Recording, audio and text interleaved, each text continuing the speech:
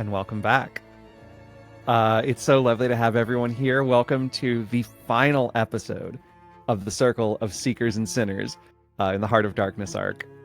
As always, I am your light keeper, Dan Pixel, Pyxel, they, them, and this is the end of this story, and I hope you all have enjoyed it as much as I have. We're going to do a quick round of introductions, and then we're going to get right to it. So let's go around. Kai, remind everyone who you are. Hello, everyone. I'm Kai. I use he, they, and she pronouns, and I'm back playing Paxton Jet, once known as Octavian Mercy, or Otto. He uses he, him pronouns, and he is an occultist.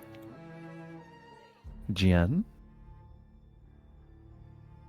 Hello. I am Jen. My pronouns are they, she. I will be playing your friendly local, also weird occultist, Zephyr Green, who had some shit happen to them when they were a baby and now has about 17,000 lesbian aunts. And we'll see where that takes us. John? Hello, I'm John. I'm very gay. I use they, any pronoun. We know, thank you. I'm playing Al Overton, who's also very gay, and uses she, it pronouns and is using the soldier playbook. And Angie. Hello, everybody. My name is Angie. They, them pronouns. I will be playing Cyril Craven. He, they pronouns. He is a criminal slick. And yeah, it's the birth of a mafia boss. Who knows what's gonna happen? Amazing. One last thing before we get started tonight on this episode. We do have an update to our content warnings. Tonight, our content warnings include harm to a child, death, descriptions of blood and gore, realistic and fantastic violence, and general body horror.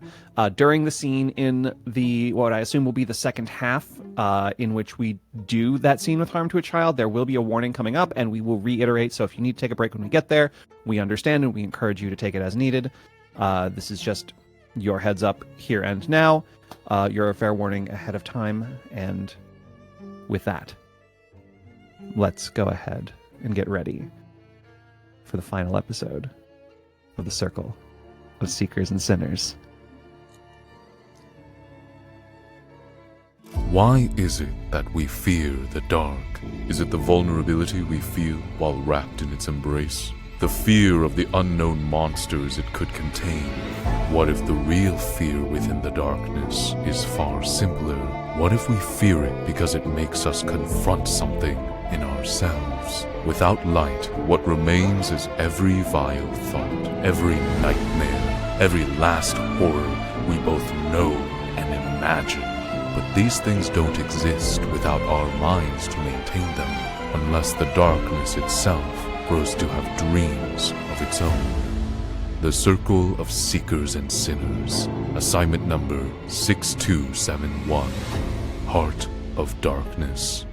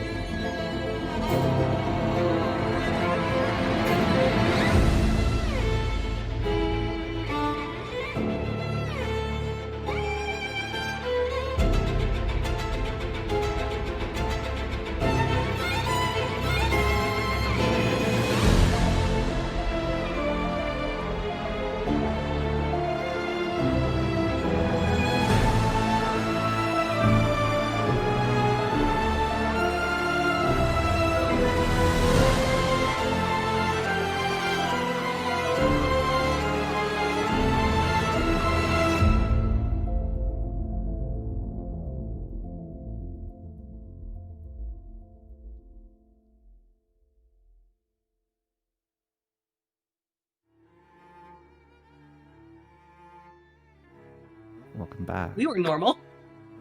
We are always normal.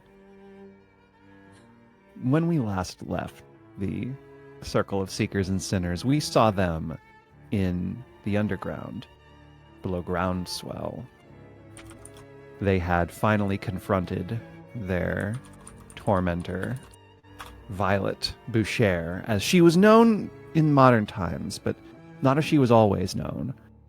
An Unabridged, over 300 years old, who'd went by many names in her lifetime, but born as Iona,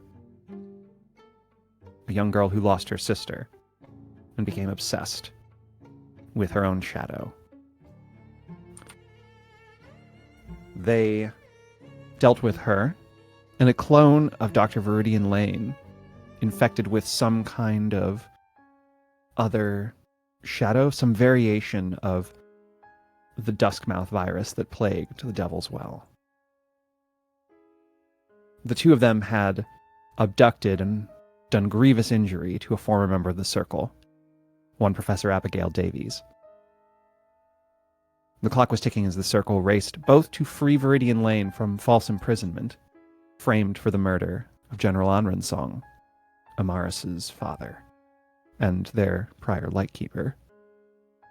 And after doing so, made their way down to the caverns of the Anatithani, the legendary temple beneath the surface of the city, a remnant of old fare that contained once a jet-black obsidian coffin believed to house the remains of Empress Iomene the Everlasting of Old Fair.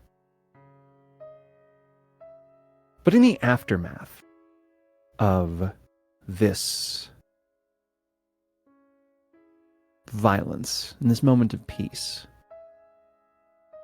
we're going to take another look back. We're going to go back about 20 years or so. We see a house. Modest, but well kept. Lights are on through all the windows. It's in the early evening, but the sun is already set. And as we are outside of it, on the hill approaching, on the walk over, a group of figures approaches. They make their way over to the door, or the gate around it. We see amongst them, 4 of them, a man, dark skin and long braids of white hair cascading down his back, dressed in gold and green, very young. A young woman, also incredibly young, very skinny, long blonde hair, single-plated braid down her back, and this necklace with a simple gemstone, a smooth blue crystal, herself possessing brilliant emerald green eyes. Standing in front of them are 2 other women, the first of which, blonde hair, kept fairly short. Her dress is somewhat masculine. She's got a bit of a bomber jacket, and her hair looks as though it's been gelled off to the side, and we can see a severe undercut on one side. Her eyes, emerald green, just like the skinny woman behind her. She's a little bit older than her. Then we stop the camera on the last woman. Bright, shining blue eyes. Jet black hair. Tall, willowy. Both eyes. As we see for the first time Amara's song when she was young.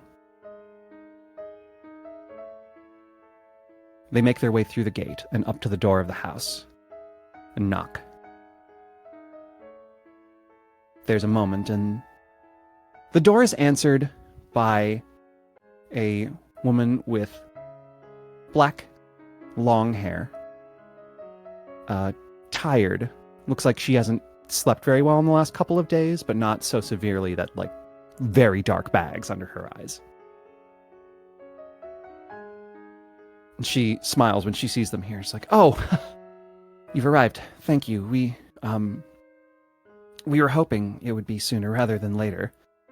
And the young Amaris just smiles and she says, "Yes, we received word from my father that you had need of us. May we come inside?" And she motions them in. They all go through what looks like a fairly well-kept living room. and they sit around. The woman brings them out some tea. There's warmth in this house, both from candlelight and soft plush furniture. A well-kept home. A man comes around the corner. He says, honey, are they... He says, yes, dear, they're here. And coming around the corner is a man, a bit skinny, a very messed tousle of hair, dark. His eyes a steel gray, the same tired eyes as his partner, comes into the room. And he smiles. He says, I can't thank you all enough for coming on such short notice. I sent a message to Anran, but it was I've never seen anything like this sort of thing before. It's very worrying. And Viridian sort of leans forward, elbows set on her knees, wide. Weird shit happens all the time. And I guess that's what we're here to do. And the skinny girl with the long blonde plait just elbows her. Just like, sis, you cannot be so rude. We're their guests. She's like, what? It's weird shit is weird shit. What do you want me to say? And the dark-skinned man in green just like puts his head into his hands for a second and is just like, can we keep it together just for a second? Maybe put some kind of professional display on. And the woman, the woman of the house, whose name you haven't heard yet, with the dark hair, the black hair, she just starts chuckling. Like, she's very clearly amused by this.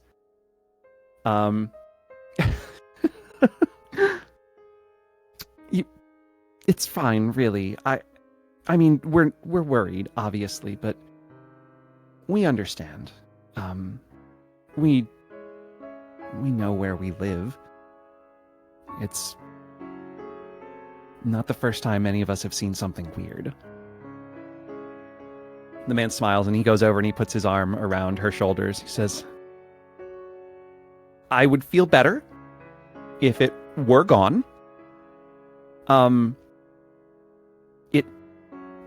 It was, and Amaris holds up her hand. She says, how long has the door been in your wine cellar? And before they can respond, there's a voice from a different room. A child's voice. It says, Mom? And we're going to shift from there. Same time, just a little bit farther away, in a place we've seen before. A cavern. Underground. Carvings along all the walls, in a language we cannot understand, and a broken portal, and inside, a casket made of polished black stone.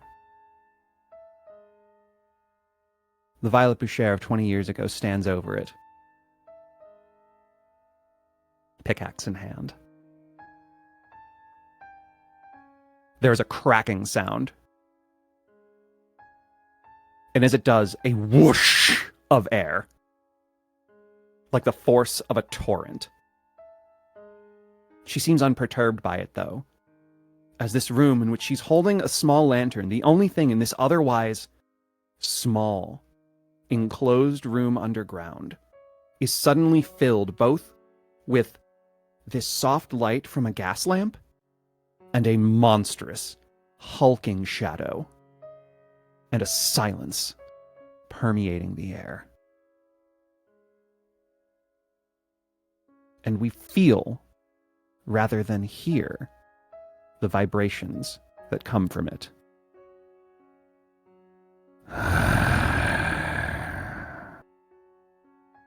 Free.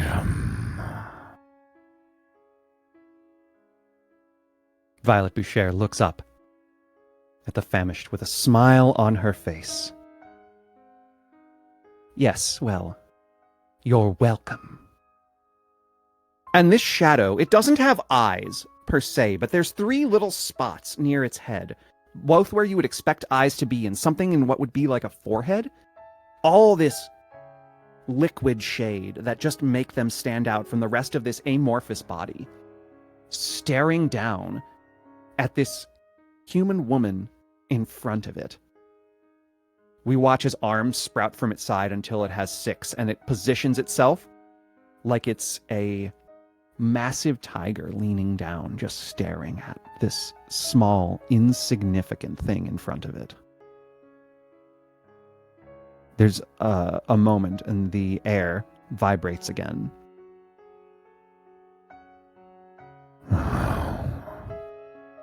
One of your kind.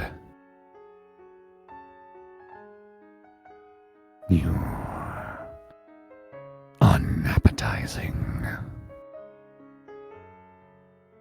And there's a smile on Violet's face. She goes, yes, I'm well aware. I was hoping we could do business. I've heard you like deals. Interesting.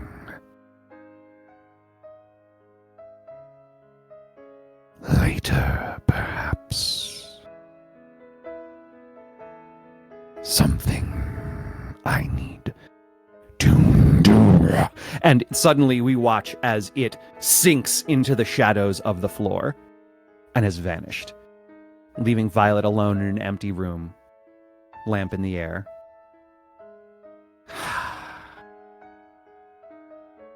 She rolls her eyes and steps back out. She looks back at the coffin for just a moment and turns to her team outside, who are all horrified. Some of them blanched in fear. One of them has flat out passed out. And she looks at one of them and grabs him by the collar and brings him in and says, harvest as much of that as you can. She looks back at the polished black stone. I believe I might have a use for it later. She lets him go. And we move again through time and space, 9 years ago, to a place we've seen before. The Mercy Mansion, on the last day of the Mercy family. We're in the office of Sylvia and Mortimer, where Violet and Otto Barlow are there. And we see Barlow in the act of stabbing Mortimer repeatedly. He's got one hand around the back of his skull, just like fingernails gripping into the base of his neck as he stabs him repeatedly. Mortimer does not even have the chance to make a sound. We hear Violet's scream, the first scream of the day, and we see Barlow turn back. We see him see Sylvia's body on the floor. A shadow above it that Violet is futilely trying to grasp with her hands vanish into nothingness. And we see Barlow move across the room. We see him grab Violet Boucher by the collar and slam her up against the wall. Knife up against her chin. What have you done? And Violet, just in her anger and fury, stares. And this is a different look than anyone had seen from Violet up to this point, where we have seen cool, confident, calm, cocky. We now see ice and fury. And she looks at Barlow, unflinching. I made it clear what I wanted. I'm sorry for your loss. And she's cut off as the knife point goes up against her chin.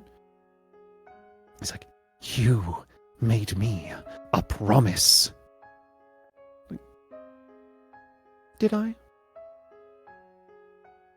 There's a motion too fast for Barlow to clock it. And suddenly he jumps backwards as there is a small chunk of something in his collarbone. It looks like a piece of rock, but it's coated with something else. Like there's a liquid on it. Dark, viscous, shadowy. And we watch as from that wound, black, Icarus veins begin to spider out along his shoulder. He drops his knife and staggers backwards, grunting in pain. Violet dusts herself off. Now, I do wish you'd been able to control yourself. I wouldn't have had to do that. But after all, I suppose a dog needs a leash. Now, and she reaches into a different pocket of her coat and pulls out a vial of green liquid. Here's how our arrangement is going to change. And we move again. And now, we find ourselves back in that cavern, in the here and now. A bleeding corpse of Violet Boucher on the ground. A ruined, empty body that is beginning to dissolve that looked like Viridian Lane. What do you all want to do in this moment?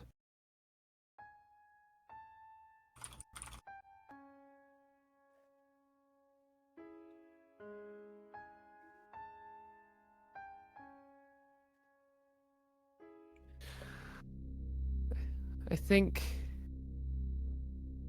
delirious, still coated in his own blood and a kind of exhausted that maybe he's never been.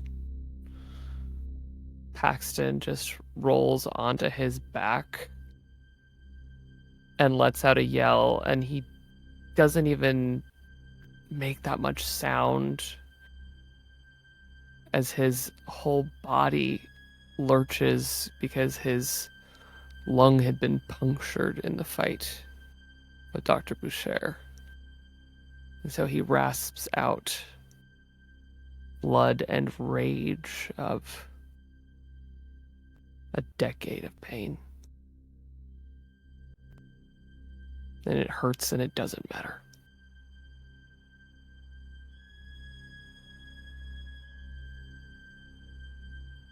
If there's nothing left here, we need to go.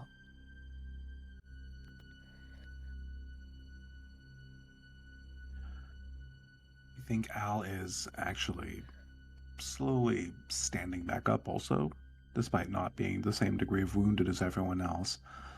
But I think after, several episodes of maintaining most of her composure, I think, she's wiping these ugly tears from her face and wiping snot off, but her hands are covered in blood and not quite sure what to do with this. So she's kind of just in this place where there's just fluids on her face now and on the collar of her shirt, and she's trying to compose herself to the point where it can't even really hear what Cyril is saying about leaving yet, because they're just kind of...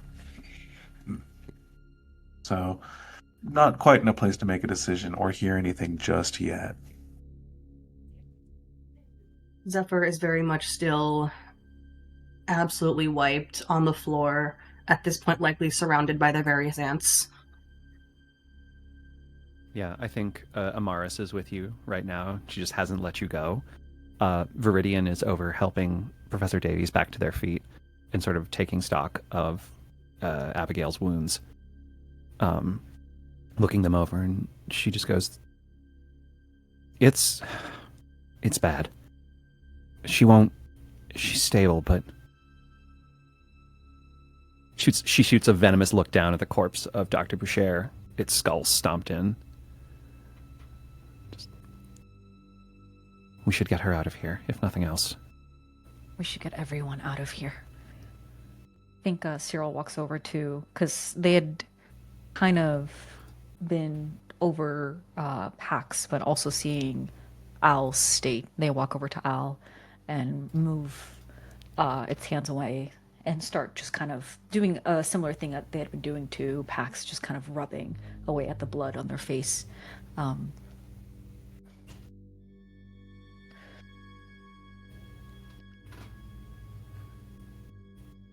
I'm giving you all the chance if you need to research anything or find something. But we're getting the circle out of here. Al will slowly nod and go to, like, basically a fireman's carry Professor Davies out, taking her easily off the hands of whomever else. Is Al okay? Did they get hurt also? No. No. Okay. Just Al miraculously avoided damage after being a damage sponge in the Devil's Well. Just unharmed. I also had no real ability to use the get behind me move because everyone was like, I'm directly in front of the thing that's stabbing me. And I was like, narratively, it's not, it's a little too Deus Ex Machina for John. So I was like, let's just let everyone get hurt right now because it's more fun. So I took no damage somehow. Or I took odd damage. I took 2, but I soaked one up with my body armor. So, Okay. I hurt my own feelings, is what I'm saying this time. Incredible. If Al focuses on fireman carrying Professor Davies, then Cyril will go back to Pax and get him up from the ground. He's already part of the way up, even though it looks like every bit of movement hurts. It's like his body is almost compelled, like a marionette, to get up, to move. You've seen people like this before, people who have drunk themselves in the gutter too many times, who still figure out how to walk to the bar the next day. Okay. We done?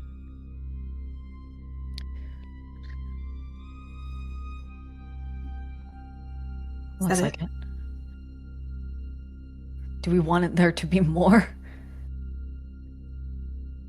No, I just...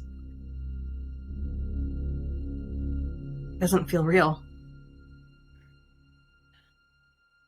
I'm sure we'll have more problems when we get back. For right now, let's get out of this. Where are we even going? Well, I have to leave. My family and I have to leave. We can go back to the Red Lamp.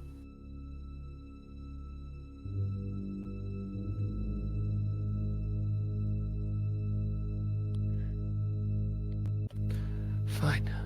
I'll lead us back. You're not leading anybody.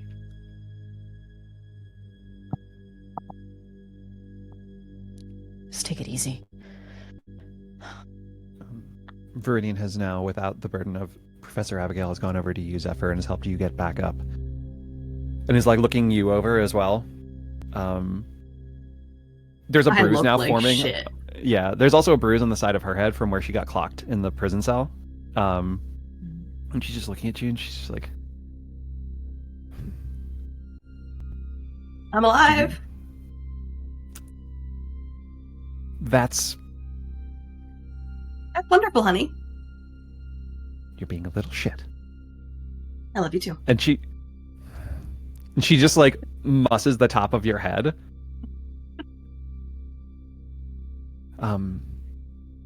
It's dangerous to be around me right now. I'm still wanted, and likely more so now that you broke me out of jail. Then let's go. Let's leave. Yeah. If this is over, let's regroup at the Red Lamp and let's go. Professor Davies, Al,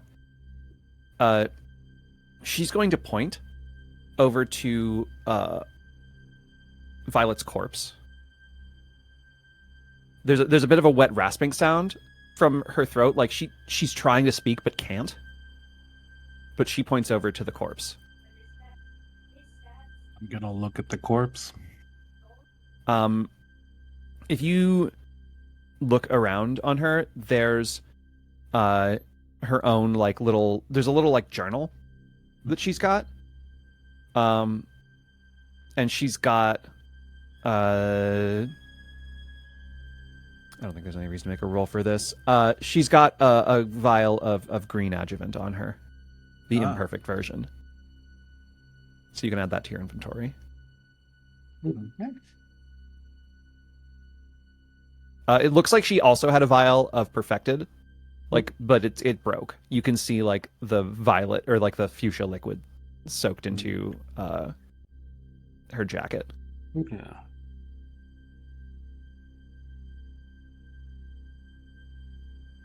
As a reminder, use of adjuvant will clear all of your bleed marks. And what is the difference between the imperfect and perfected adjuvant? Is there like a side effect or? There is no side effect for adjuvant. It just clears your bleed marks. None of you know what the perfected adjuvant does. None of you have taken that. You just know that it's supposed to be an advanced form of like bleed chylation. You know you had a vial. Like me had a vial? I mean, you guys got one from the bottom of the devil's well. Cyril told us he gave it to Yeah, Cyril Barlow. Cyril Okay, did that's tell right. us. Yes. Yeah, Cyril told us. That was not. I that was forgot no that longer detail. A secret. Yeah, Cyril was That's like, no longer a secret. No longer Secret. It was a secret for like 5 minutes. Secrets. Not now, kitten. Daddy is doing secrets and sins. Yeah, Dan. Don't try to put me on the spot. What do you mean? Conflict. Anyway, yeah. So the vial that you obtained from the bottom of the sea is in the hands of Othello Barlow. I'm used up, but in the hands. The vial sure is. The adjuvant is gone. The vial is the contents are now in the veins of Otto Barlow. Yeah, we'd have to extract it. That's arranged. No.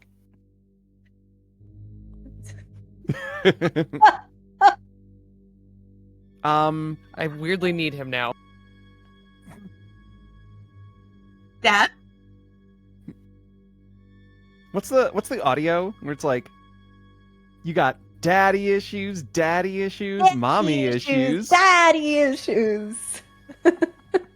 Right here. Viridian is gonna look at you, Zephyr, and just be like, "We can go with you, but I am worried. If we're seen with you right now, you're currently safe. I don't care."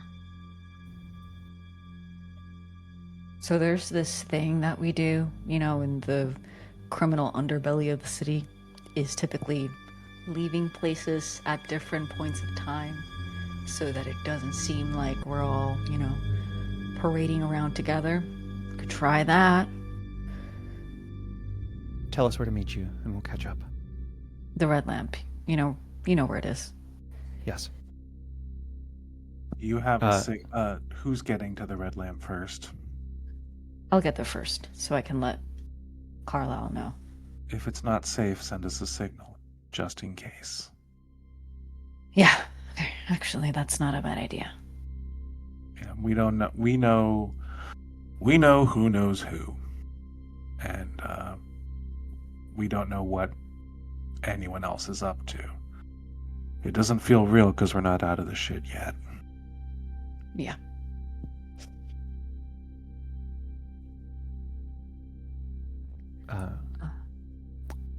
Amaris is going to give you another hug, Zephyr.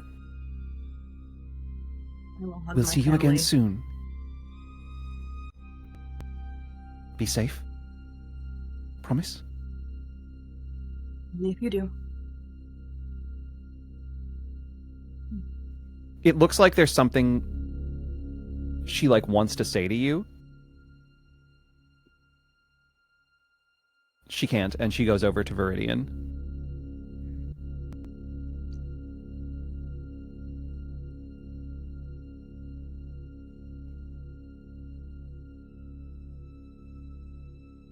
We'll give her a look. You know I don't like it when you do that.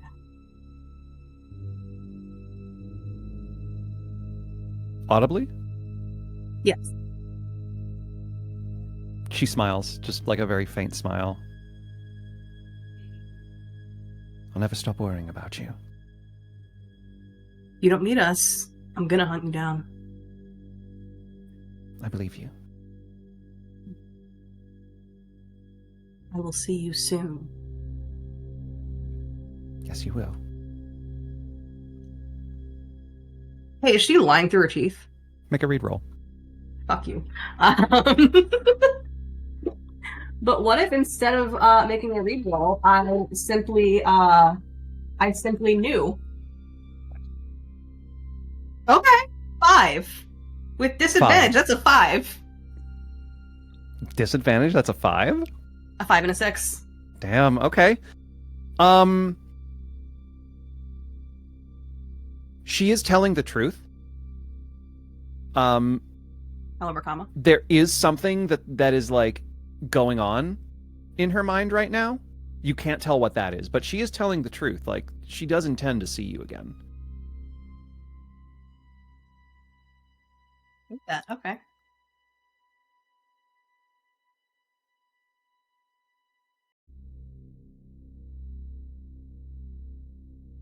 All right. You turn as a group. Begin making your way out of the caverns of the Anatithani. It's a struggle getting back. It's not as easy. You're now going uphill, and some of you are heavily wounded, and you are now escorting someone who is also heavily wounded.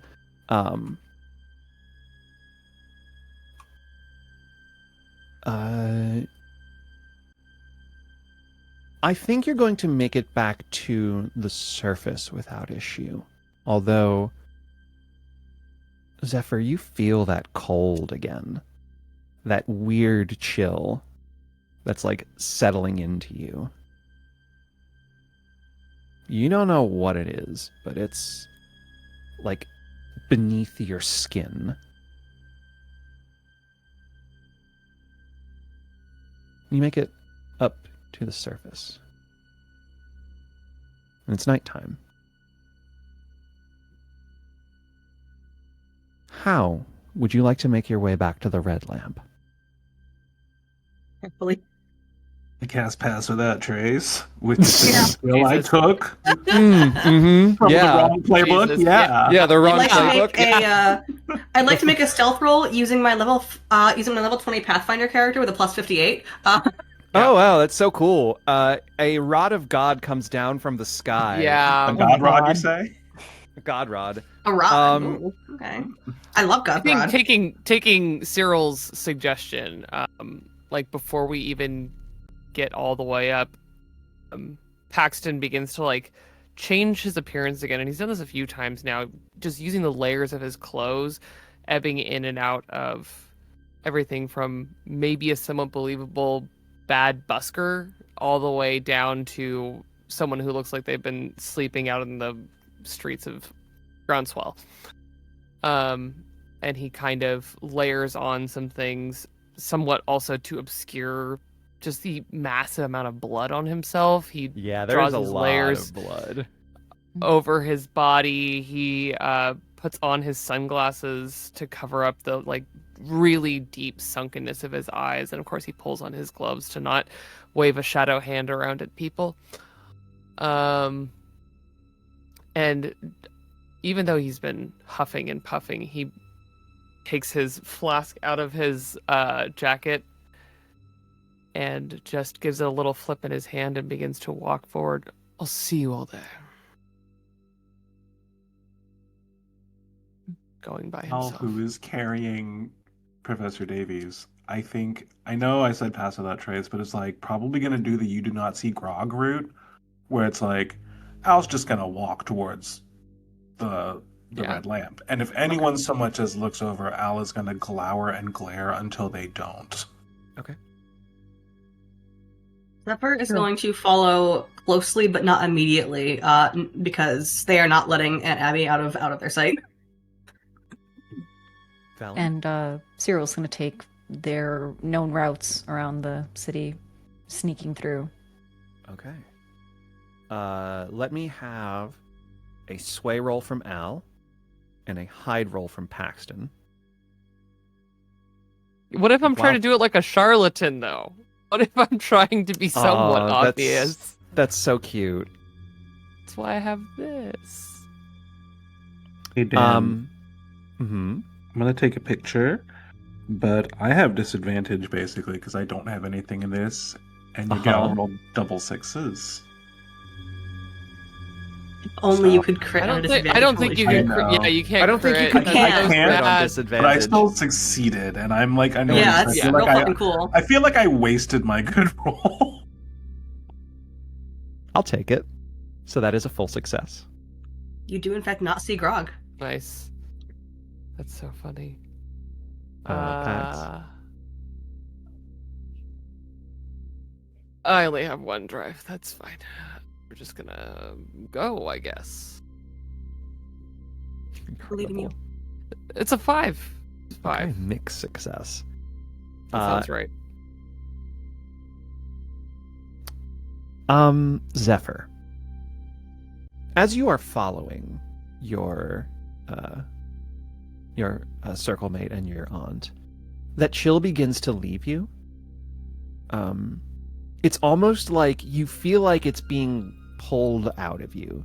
Like, as you distance yourself from where you were, it's like it leaves you, but it's like it tried to hang on, whatever it was, like sticking to you, if that makes sense, and then it's stretched until it's forced to let go. And as you do, your aunt motions to you to like come up to her, and she holds out the little journal from Violet. I will take the journal and tuck it safely into my pocket because there's no way in hell I'm leaving it out in the open here. She smiles at you somewhat weakly. I will smile back. Don't scare me like that again. And the cats are at the red lamp. She nods, like wearied but relieved. Paxton, the consequence of your mixed success here is it's not that people look at you and go, oh, there goes that person. You look like the vagabond you used to be right now. And they believe that.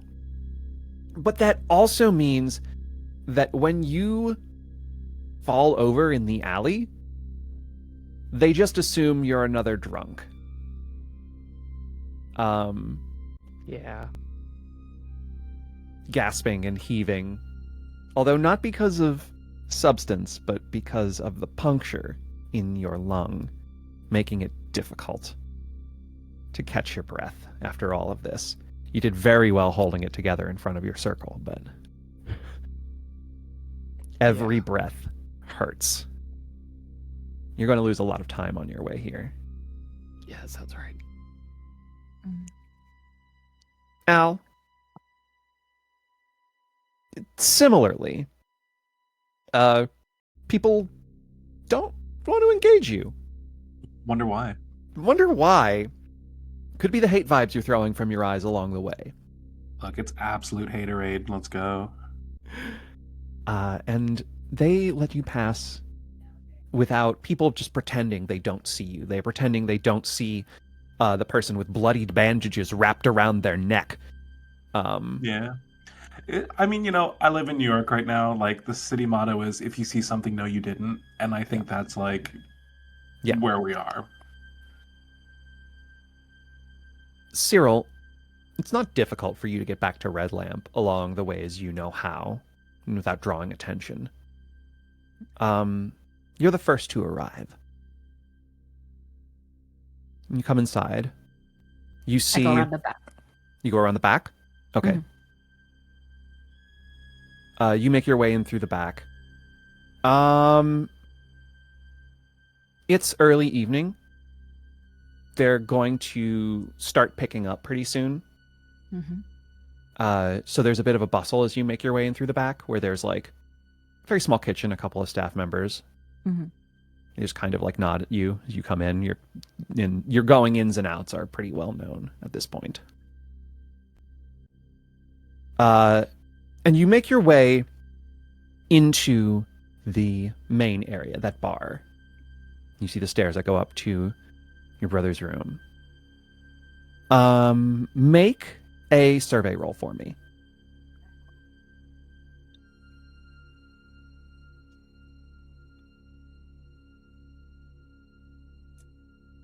That's a 2. That's a 2. People are starting to like slowly filter in. And I think you're not really paying attention to them. You want to get upstairs as fast as possible. Yeah. So you're heading up. You're going straight to your brother's room? I would say, what's the name of the bartender lady? Theodora. Theodora, yes. Do I know any other, maybe like bouncers or anyone else, in here? Or I guess I'll tell Theodora only. Essentially just, there are some people that are going to be coming in. Same people that you saw with me.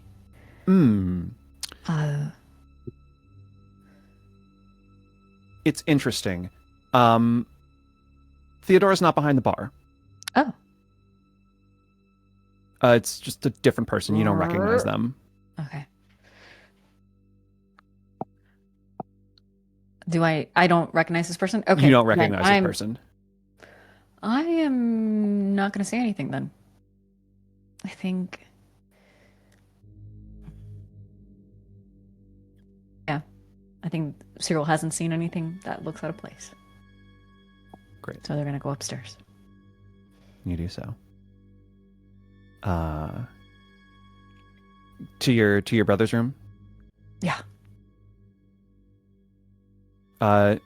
You rush down back along this hallway and enter into the carpeted dressing room of your brother.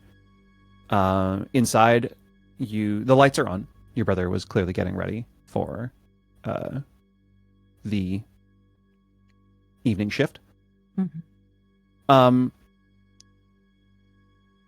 And he's seated at his mirror. But you don't see rhyme or reason in there. And you don't see, but rather you do feel something pressed against the back of your head as you make your way into the door. Yeah, okay. Yeah, of course. Yeah.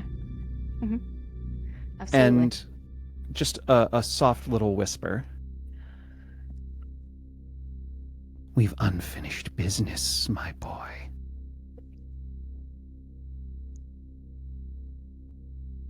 Why don't you have a seat? Last time I checked, you got what you wanted, and I told you that mine were not to be touched. And I told you, you don't get special favors anymore. We were even, Cyril. And then, not only did you harm one of mine, you stopped me. Take a seat. How does Carlisle look? Do they look surprised? They are pale shock white.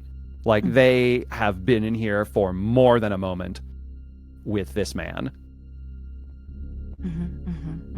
Yeah. Cyril walks over to Carlisle, and they put a hand on Carlisle's shoulders. They do not sit down. They just turn around to look at Otto. Barlow is there. He is not the one holding the gun. There are 2 other men with him. Other toughs you recognize from your time working around them. Yeah. You come in and he shuts the door. There's the 5 of you in the room. Barlow just sighs. Stubborn to the last. And he will go and he'll grab a chair and he'll sit in it, or he'll like do the thing where he turns it around and he sits down on it the way he does, facing against the back of the chair, his arms folded over the back of the seat. Now, we have some new trades to discuss, don't we? I'm going to give you a choice, Cyril. You gave me a message. You said Viridian Lane is one of yours. A bold statement. Here's the deal. You can stand by that. If Viridian Lane is one of yours, that doesn't save you and yours. That paints a target on all of you. Or you can tell me where she is, and we return to the status quo.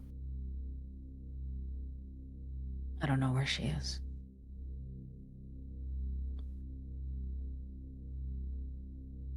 Sway roll. Very high stakes. Yeah.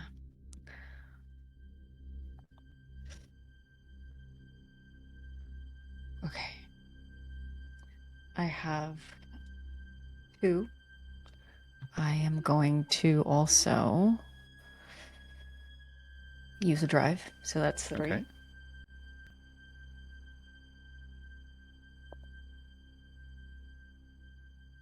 I got a 6.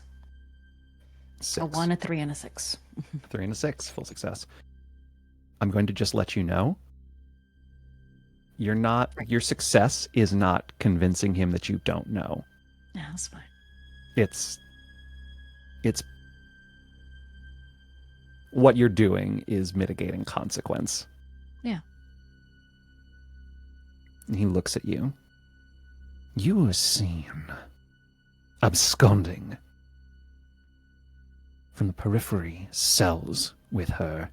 Mm-hmm. Where did she go?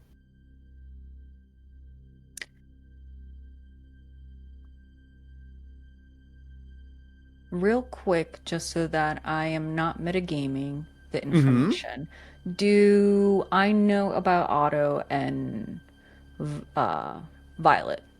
Great question. I don't know that you would. I think it was that it clicked for Pax, but that information had not been shared. Yeah. Right? Okay. You know, if I told you, I don't think you would believe me. Try me. We have all the time in the world. But I will warn you, I'm rather impatient. I feel like I've waited a lifetime for this. Lifetime for what? To get me trapped? To get me to agree to whatever you want? To hold a gun to my face and finally break me down enough? You think this is about you? I think that you don't like the fact that someone has said no to you.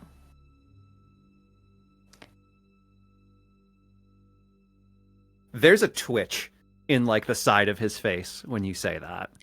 Real quick, I do know about Sylvia and Otto though, right? Because that information... That information Yeah. is something that you have been around. Yeah. A Sylvia. A Sylvia. Yeah. So I don't know that she's a Mercy. I just know that, like... I think I do, but I didn't say anything. Okay. Yeah, it wasn't explicitly said. mhm. Mercy was not explicitly said in front of you, but I think everyone else Yeah. kind of got it from context. A wealthy Sylvia. Yeah. Paxton is just getting it now after the rage has died Yeah. down, but yes. But the name Sylvia had been brought up in conversation in regards to Otto. And, like, there being a woman that he was, like, this wealthy woman that he was in love with. Yeah. Yeah. I think you don't like when people say no to you. And oftentimes those people end up getting hurt.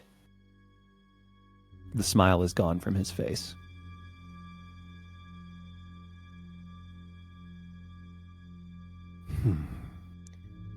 I've told you before, and I told you when I gave you that thing that is letting you stand here before me with all of your faculties. That I wasn't here to take you down, to do anything against you. I'm not here for things to change.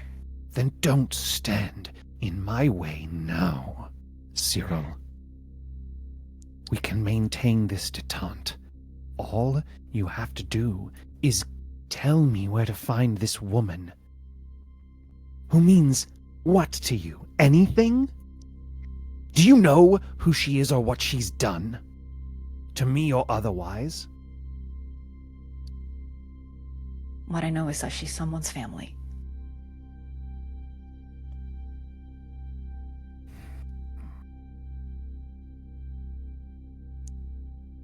And He smiles again.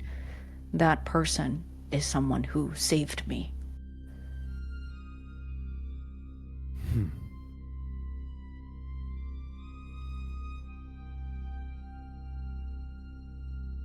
If nothing else, I maintain, despite my frustration, that I am proud of you.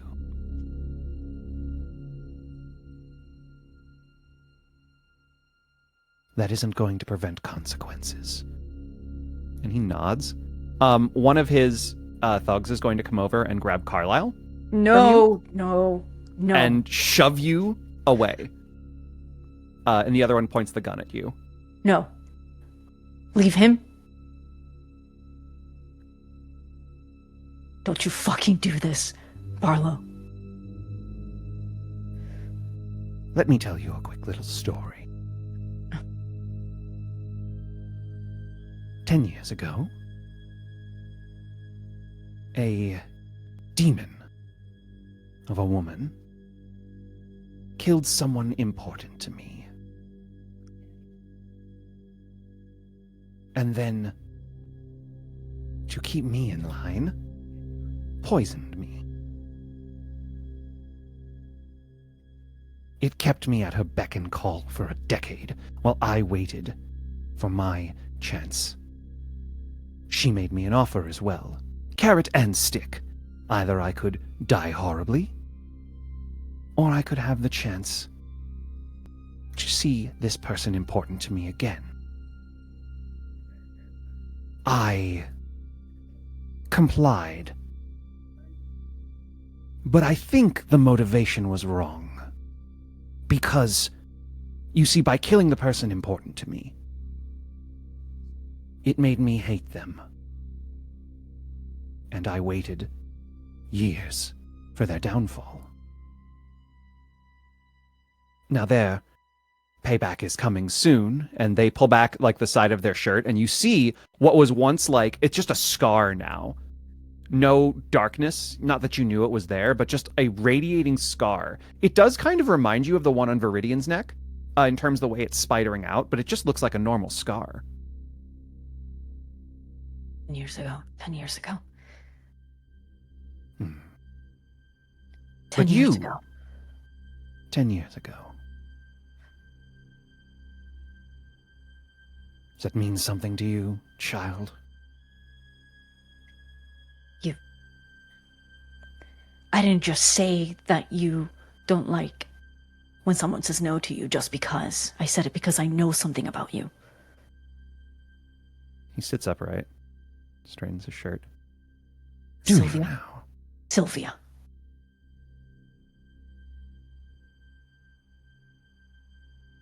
What did you say? He was fighting her. He was fighting her. They were fighting to the death.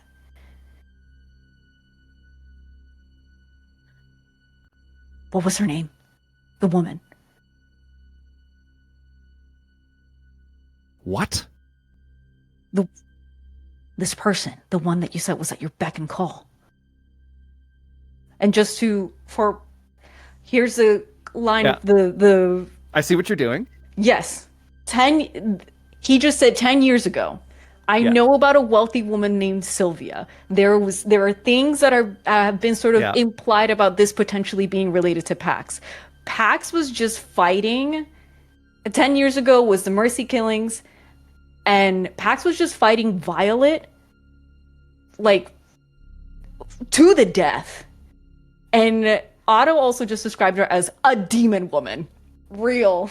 Like, I've only met a woman like that.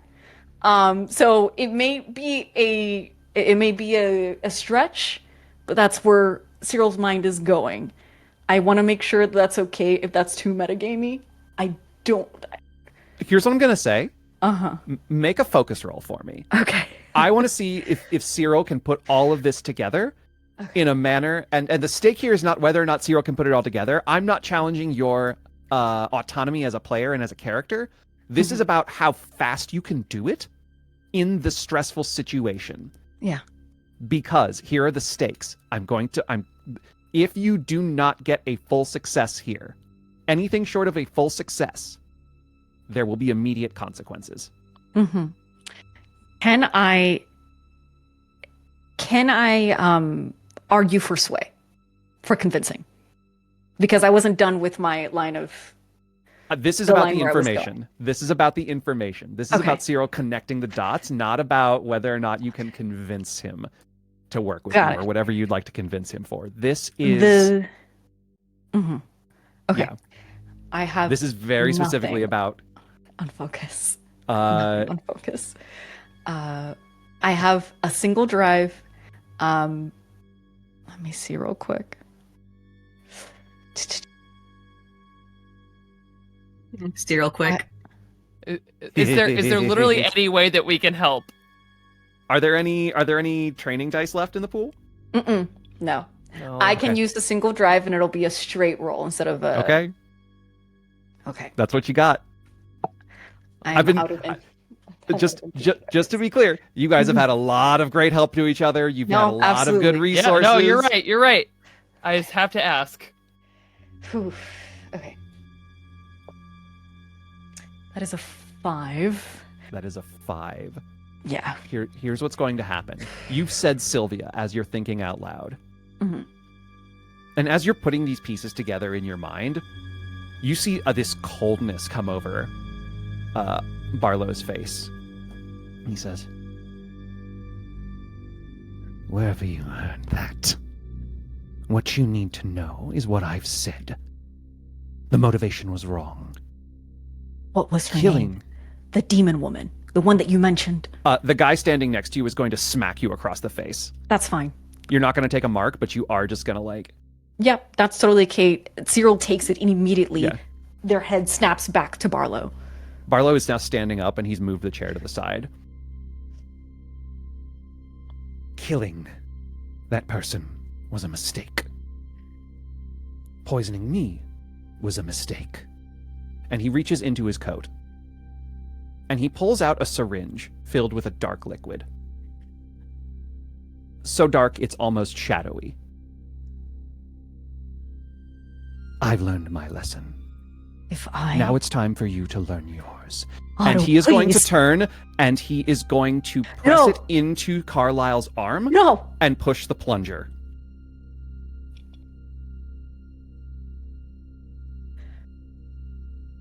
He takes it out. He throws it against the ground. Cyril No. runs over to Carlisle. Carlisle is shaking and they don't stop No, you.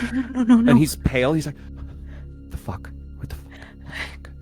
And he just looks at you and he's like, it's going to be okay. Okay? It's going to be No, it's going to no, be no, no, okay. It's going to be okay. What was Barlow- her name, Otto? Violet.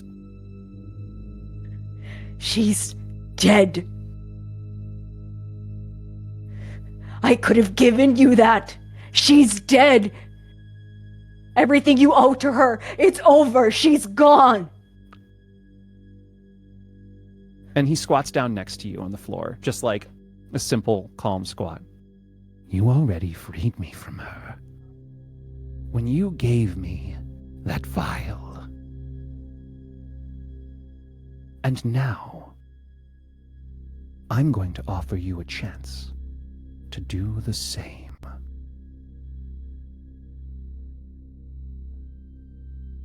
Because he grabs Carlisle's shoulder, sitting next to him. There's a bit of time before that kicks in. And he pulls out a green vial from within his jacket. This will buy him some time, but if you want to save him, you'll need something just like what you gave me. And wouldn't you know it, I did earn mine. I fulfilled my end of the bargain to Violet before. Did you kill her? He asked, there's a curiosity now. He, kind of is sidetracked by it. No, but I watched it. Thank you for telling me this. And he hands you the green vial. It's like an auto-injector on it. Yeah. Takes it immediately. It's okay. Carlisle. What is that? This will help you. What is going on? This will help you. It's okay. And then immediately.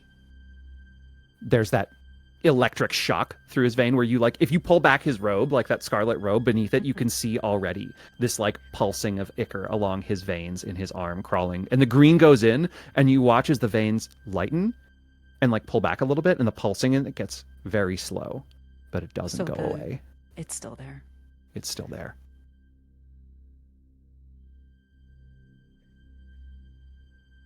Where is it? Where is the vial? I will give it to you. But I need you to do something for me.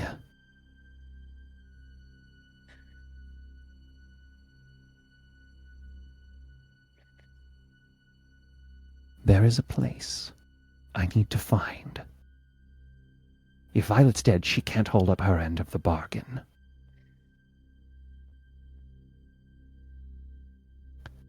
Have you ever heard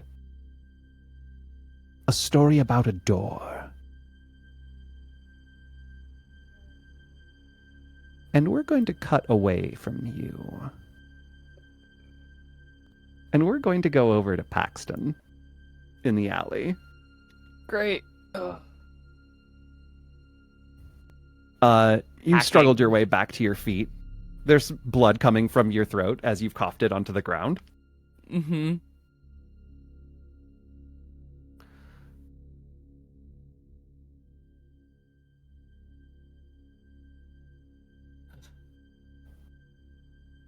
It is through the pain, through the exhaustion. Every so often it occurs to him again who this phantom is that they've been chasing, honestly. And to see her face is all caught up in this blur of motion and blood and rage.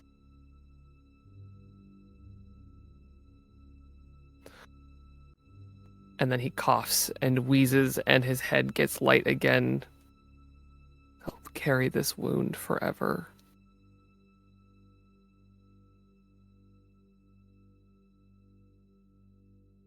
But as it heals away again,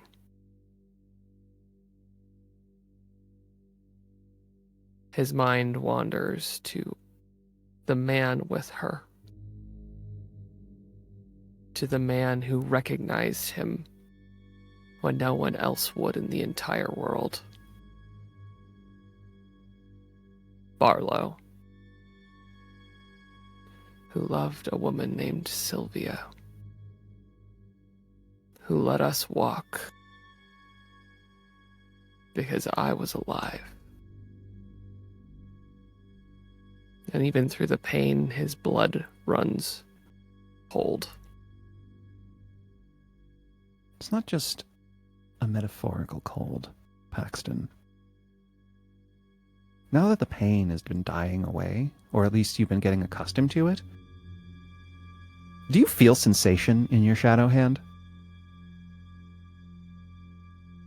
I don't think so, and attempts to do so have not gone well. because the hand that he feels is not the shadow hand. Yeah. It's interesting because that hand right now feels so very, very cold.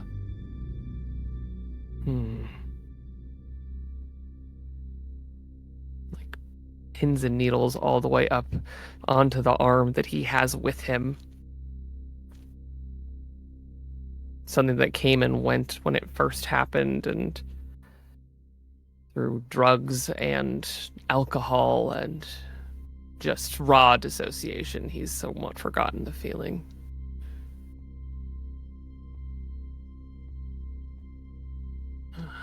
You gathered your way back together and begin to make your way the rest of the way to the Red Lamp. And we move over to Al, Abigail, and Zephyr. Zephyr, this little book you've been given is Violet's journal. It's not written in modern script. It is written in Old Fair. Make a focus roll for me. Ooh, okay. What could possibly go wrong, right? Yeah. Focus. Okay. You know what? This feels important, so I'm going to burn a drive to grab another die on it. Okay. So I will be rolling 3, one of which is gilded. Wow, that's absolute fucking garbage. That's a 4, and I will take that drive back. That's a 4. It's going to take you most of the rest of the way back. To like get anything from this journal right now. Like, you can read Old Fair like it secondarily, but something about it is just very like there's a lot going on with you right now. You're trying to like think about what it could have possibly been that Amaris was hiding from you. And I think that's weighing on your mind pretty heavily. What you do glean along the rest of this way there are a lot of references to Violet. In there you find descriptions of things. You find notes on what Violet refers to as reconstitution theory, which is the same kind of thing I think you heard from the Unabridged about the reunion of a shadow with its owner. You see that Violet conjectured that because it was impossible to physically grasp a shadow, you needed something that could grab a shadow. And she writes about a stroke of luck she had in the return of a scientist to Eon with such a creature attached to her own shadow, your Aunt Viridian. You see notes and theories of how to extract both the elements of this shadow from your aunt's blood, as well as find ways to take partial samples using pieces of what is referred to as the obsidian casket, to circumvent the ephemeral nature of the famished in her sampling. You also see references and sketches to what's referred to as just the door. And you're trying to figure it out. It's like she's fixated on this door, and references to places in and around Groundswell in which she thinks that this door appears about once every 10 years.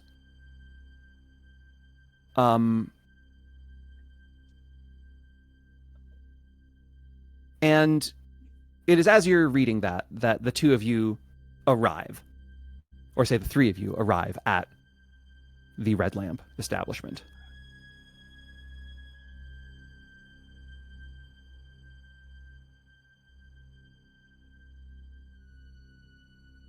Daryl? I was pretty busy with the Red Lamp already. So there's like, you guys have to like go through essentially like the... Yeah, we'll make our way up. I will You're gonna say- look around for Theodora. With Cyril exclaiming and yelling as loud as they did, whoever comes up with they hear this. So here's what's going to happen. As the two of them enter in the front door, we are in the early hubbub portion of the evening, where the internal noise is starting to rise. The first thing you two will notice as you walk in, you do not see Theodora. Can I be suspicious? I can't tell you how to feel. You don't see Theodora, though. Here's the thing, like, There's Aunt already Abby's broken gonna version. want to see her cats. Like, and like Zephyr's gonna want to check on them, so I am just gonna push past the hubbub and go upstairs so I can show Abby and Abby that our cats are in fact safe. Okay. Which is gonna end great, I'm sure. I just think, because, like, Al is determined to see this through, right, to the end. Yeah. And is like, Al also aware that Dr. Boucher is not the end. Al still knows there's loose ends with Barlow. And from the description of the prison break earlier, knowing how Barlow gets people on the inside, I think Al would be suspicious that the bartender that is not Theodora may not necessarily be on Carlisle's payroll. She has no reason to know and no reason to assume otherwise, but is suspicious. Yeah. I So don't think have that's her hackles. metagamey. Yeah, I think that's it's. perfectly I think her reasonable. hackles are up. Yeah. Yeah. Because I share drinks with Theodora, and that's how Al gets to know people.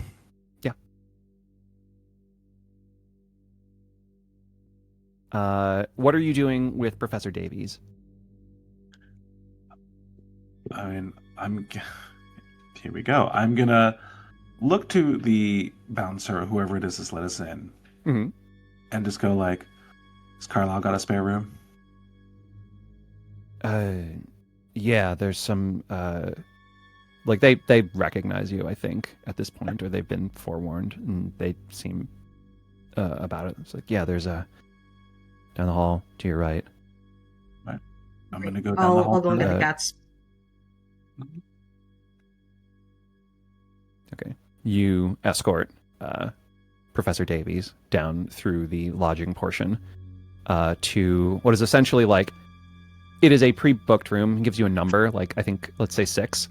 You go in there, it is a well-established room, like, very well maintained. You gently, like, set Professor Davies on the bed, and she just looks up at you, and she puts a hand against your cheek and just sort of, like, smiles. Smile and just like, She's going to lie down, just roll over because she's had a bad day, yeah. to put it kind of mildly. Professor Davies, no good, terrible, very bad, no good day. Yep. Zephyr, Yeah. you shoot up the stairs. You're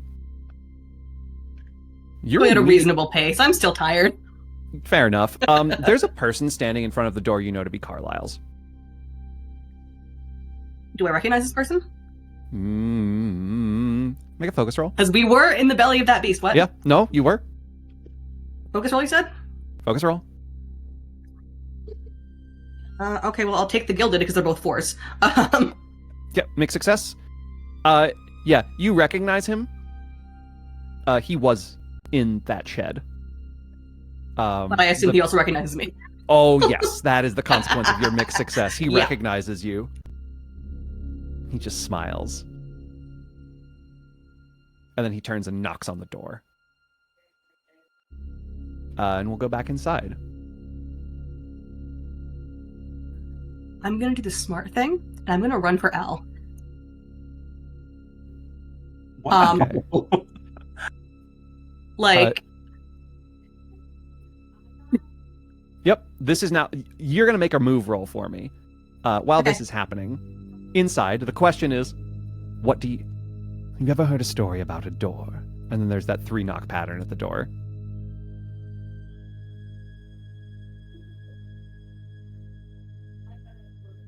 What door? Some might call it a fairy tale. An urban legend. A ghost story, even. A door to destiny. And he's while he's saying this, he like waves his hand at one of his goons who goes outside the door after the knock. This Violet, whom you've so helpfully disposed of or aided in the disposal of, made me a promise. That door is one to the other side.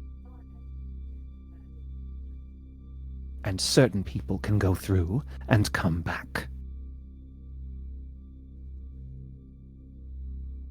I need you to find me where that door is. You want me to find you a fairy tale? I want you to get me the notes of the woman you killed.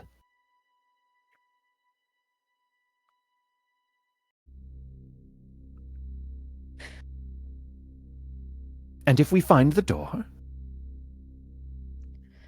we can all have a happily ever after. Hmm?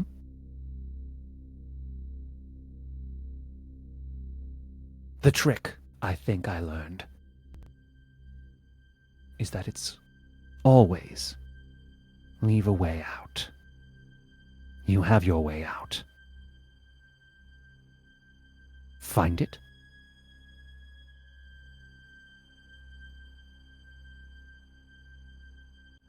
And I'll forget your transgression with Viridian Lane.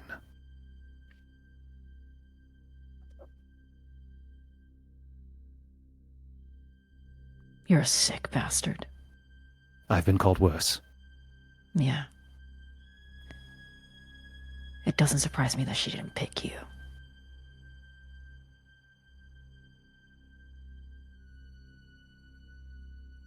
That vein in his jaw twitches again.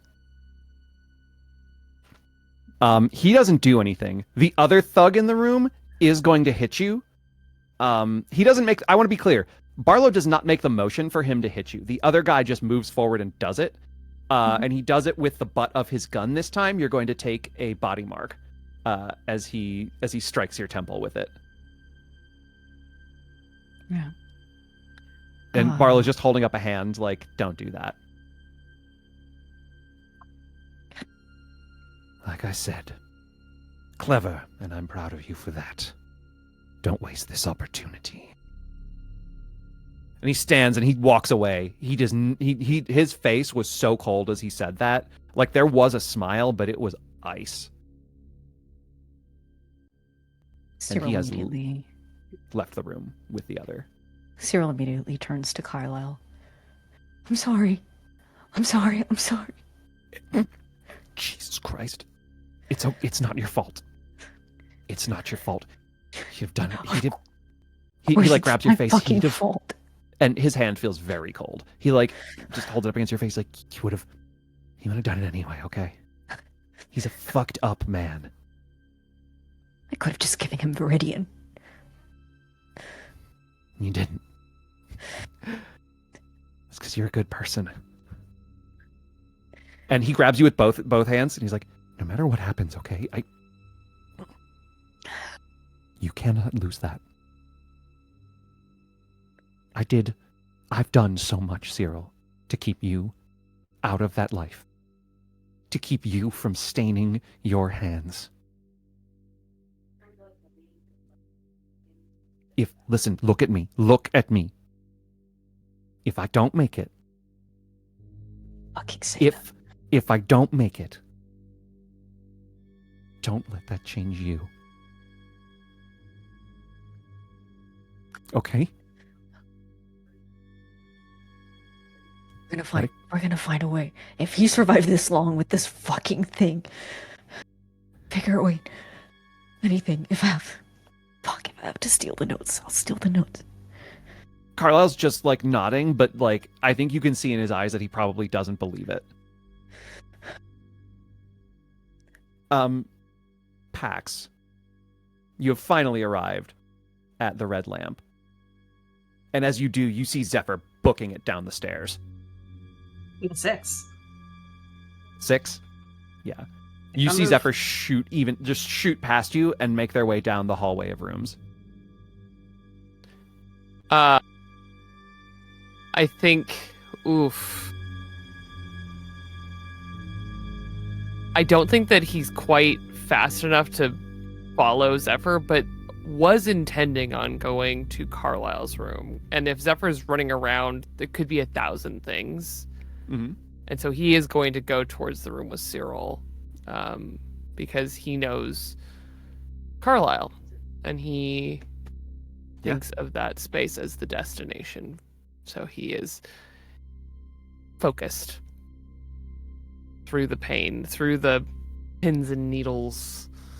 He's just looking to kind of sit somewhere safe. Yeah. You start making your way up the stairs, and you get about to the first landing. Like, it's one of those, like, half landings and then half the way up. Yeah. And as you're about to go up the rest of the stairs, there's a handful of people, like, going up and down stairs. So, like, the second level both has dressing rooms, and there's, like a pool table area that's up there as well. Yeah. And you see people, like, walking past, and you see a group of men, some of whom have very familiar silhouettes, and one who you were just thinking about. Mm-hmm. And they've all stopped now at the top landing. And Barlow just looks down at you and smiles. It was you, wasn't it? He makes his way down with the rest of his entourage to your section of the landing. It was me, what?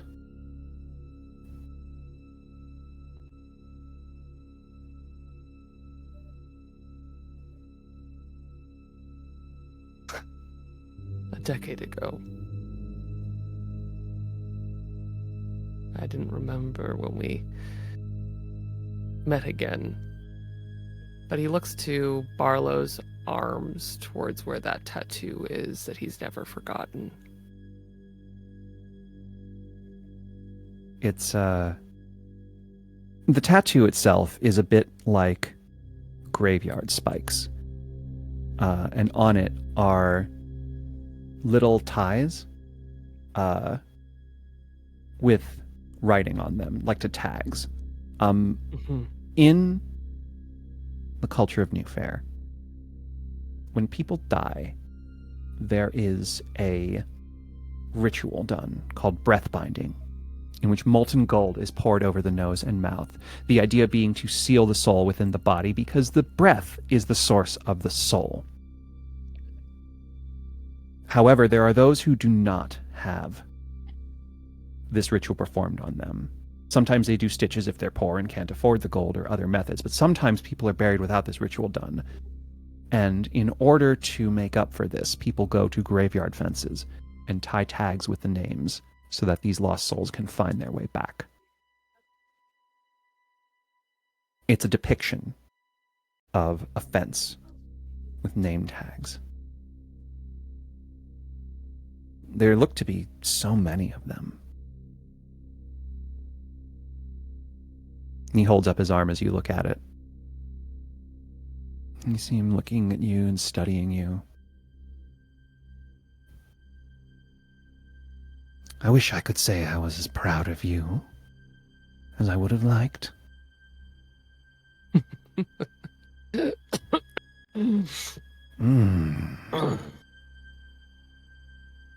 He looks down and sees the blood. And you see the gears turning in his mind.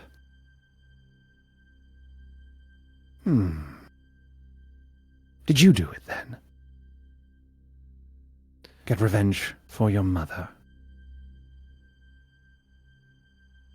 Yes. Good.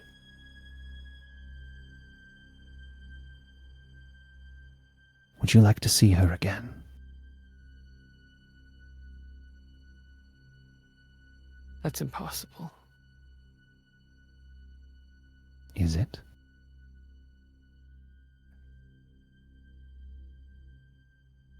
At this point, we're going to go down to the room that, Zephyr, you burst in the door to see your aunt lying down, and there is Al.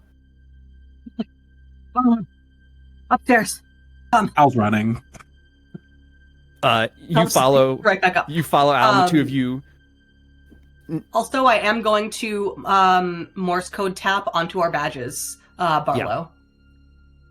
Okay. You feel like a response that's just like a recognition response after you do that.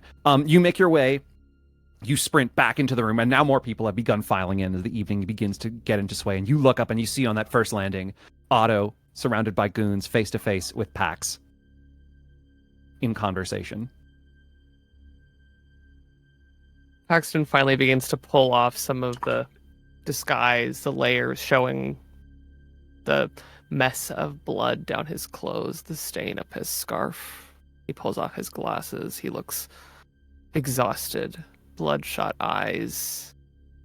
They've been bruised since the Devil's Well, but now they're just tired.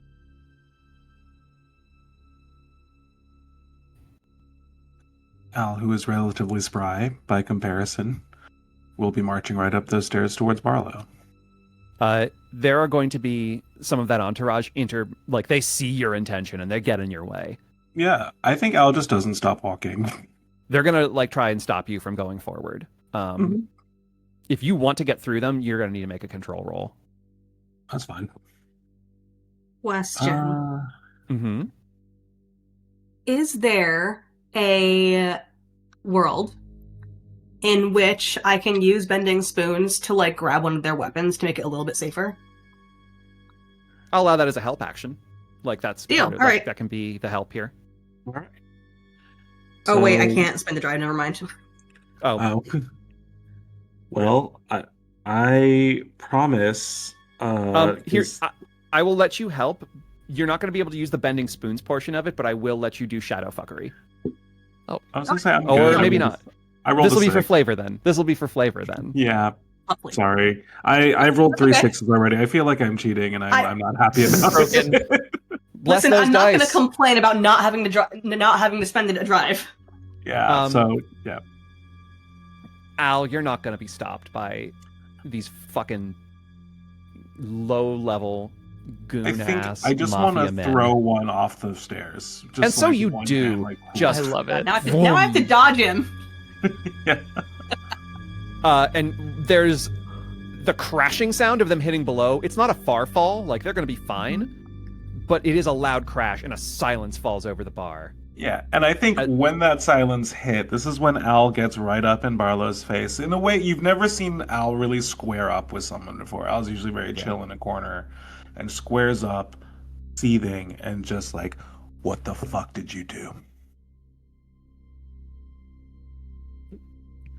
I made a deal. Yeah. Tell me about it. Why don't you go ask Cyril yourself? I'm asking you.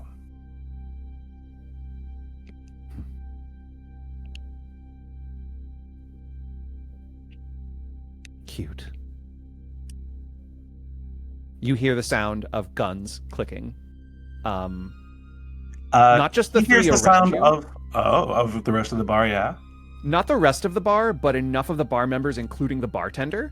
You it. Yeah. Yeah. Yeah. Yeah. We didn't know. And some of I the think- members on the upper landing as well. There's one more click. Yeah. As Al's little Derringer pistol from the Longsworth Bears Yeah. is also pressed against Barlow's gut. Now, if you do that, bad things will happen to Carlisle. Oh, I'd wait. like to save him. Wouldn't you? So you fucked him up. And I say that at this point, with the sound and the commotion, Cyril has come Yeah. out of Carlisle's room Absolutely. and seeing all of this where they stand in the landing and seeing what is happening. They essentially, with a booming voice, lower your weapon, Al. Al's just kind of peek a little past Barlow, hold it up, and put it away. What does he have on you? Carlisle. What What? did you do to Carlisle? Otto. I gave Cyril a little inspiration. My, you really are all sticking together. Cyril's family. He looks back up at you.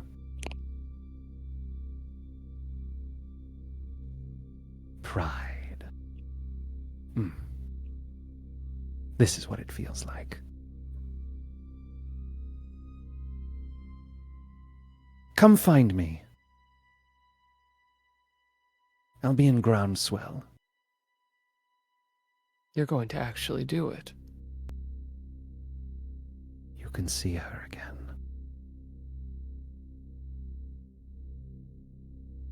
And he is going to not even look.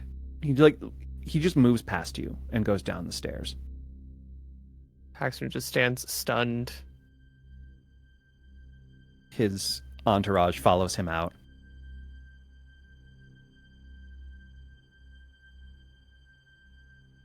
Do the rest of the people that's currently in the bar that are part of Barlow's, do they leave? They also? are also leaving. Yeah. There is an en masse movement of about 20 people. Yeah. And then everyone else who was there who was not part of Barlow's is so freaked they are sprinting out as Barlow's crew is just casually walking. Honestly, The bouncer that's is just valid. like... The bouncer is fucking lost because... Bouncer's getting fired. I hope one guy's limping out. True, yeah, they're helping that guy out. He shoots a glare, like, daggers at you, Al. Yeah, I water tribe him right back, like... Yeah. Water tribe.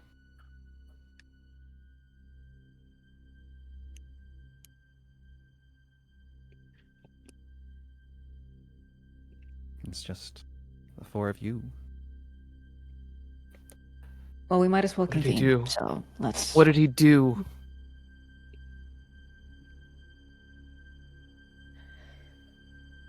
Carlisle Stuck pulls in- down the sleeve of his robe, and you see black, spidery Icarus veins No. pulsing. Yeah. And so- Paxton goes to look it over. We need more of the perfect stuff.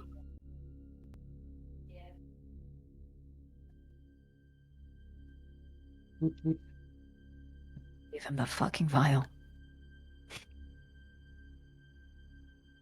I will hand Cyril the other vial of adjuvant I got off of... The green adjuvant I got off of Boucher.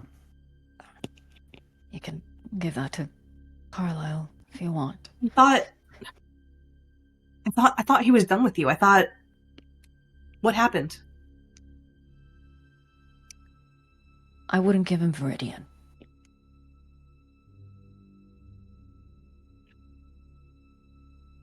Zephyr just goes quiet.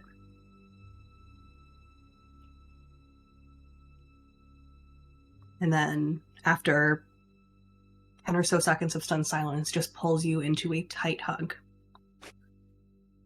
I'm sorry. I'm sorry, I would never have asked you to sacrifice your family for mine. I'm sorry. You've all been through a lot, Zephyr. I wouldn't be standing here if it wasn't for you. It's the least I could do. I He don't do wants- life like that. You're lucky. He wants Violet's notes. I don't know if there were any notes. I didn't really think about looking through the body. I just wanted us to get out of that fucking place. Violet's... What does he want Violet's notes for? He's going Cyril- to try and see my mother again. Cyril throws a look over at Pax, who, like, they can see, like, Pax and Carlisle together, and just has that moment of, like, it's that realization that people have just gone through so much, and, like, even though Carla has continuously said it's not your fault, it doesn't feel that way. And then Cyril remembers snooping around Pax's room and remember seeing the doorknob and the door. He said something about a door. I have a feeling that you know what that is. I know about a door. We should go somewhere more private to speak on it. Yeah. Carlisle just sort of like, come on, we should go back upstairs.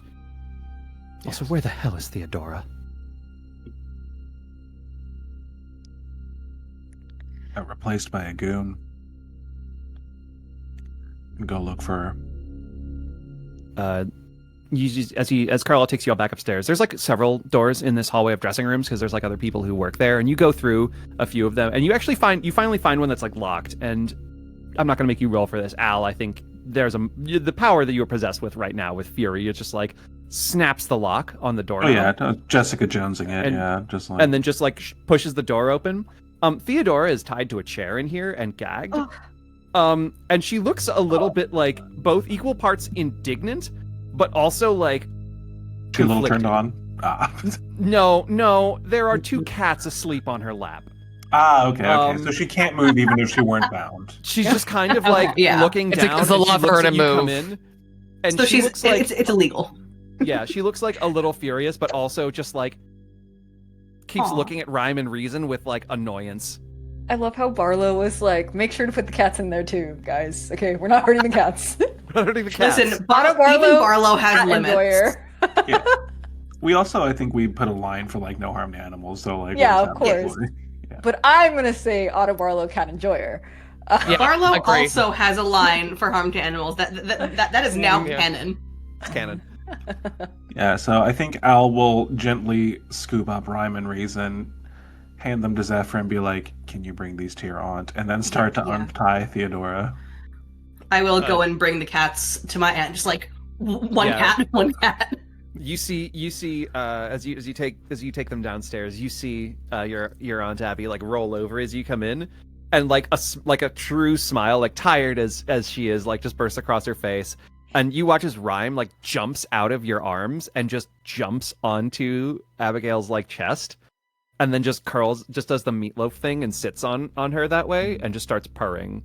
The In her healing face. purr. Yeah. Yeah. As it's happening, I'm going to lean in and I'm going to just whisper to her. The door. How dangerous is it? She looks at you, like her eyes get a little wide, and then she narrows them, and she's like trying to figure out how to speak because she can't anymore, and she just shakes her head. Okay.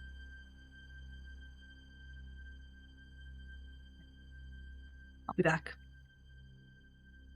Reason now has like laid down on the pillow next to her and is just licking her face, and she like reaches out and grabs your hand before you go, and she just squeezes it twice.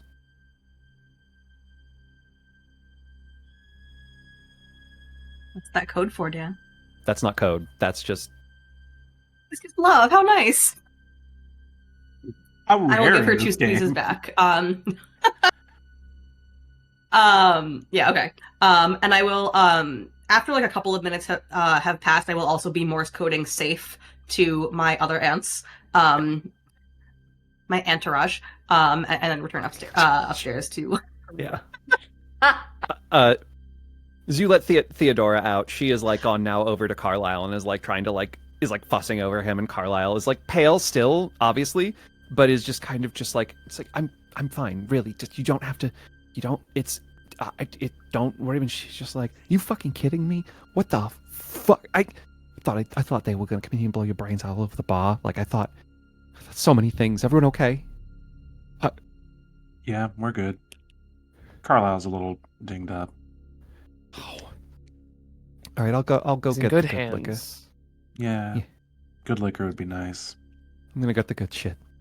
She like whisks out of the room, and it's just the four of you. She takes Carlisle downstairs with her for now. Carlisle, before he leaves the room, just looks at you, Cyril, and there's that look again in his eyes, and he follows her out.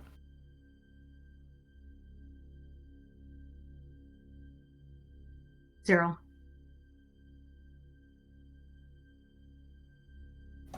You have protected my family when you didn't have to. And I trust you. And that is why I'm going to tell you now. And Zephyr will pull out the notebook from their jacket. Aunt Abby gave this to me. And I don't want to give it to him. But it doesn't... It's not right that you... It wouldn't be right for you to not know that the way to save your brother is here.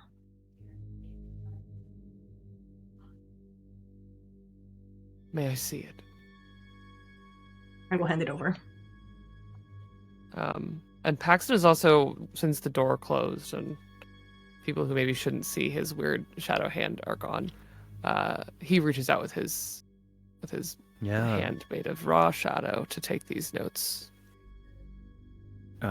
Sparks kind of dance from your shadow hand like they do when you work your magic, and you wouldn't... I don't know if you've tried to read Old Farron before. I'm sure I've tried because it's writing, basically, Yeah. and when you're surrounded by it, even when you are kind of out of your head, Yeah. you still try and read words. You definitely weren't able to read it when you first entered Groundswell all those years ago. I don't think you've had much opportunity to see its writing since. You certainly weren't looking at it down at the Anatithani. Your attention was elsewhere.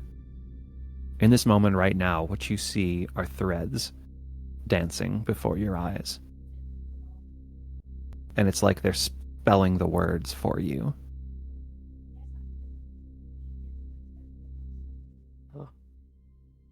And though no one else sees it, I think we see the sparks dance across his eyes as he is almost like he's seeing, film for the first time, light and image and all of these things, but he is so enthralled. And make a sense roll for me. Sure. Low stakes.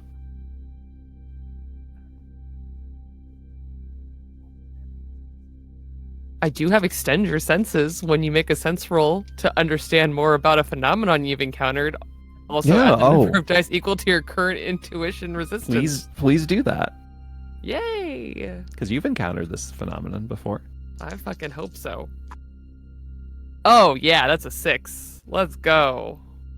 See, what's interesting about this is you didn't do anything to make this happen. It's not like something's changed in you. It kind of feels like someone else did this. Made it so you could read this.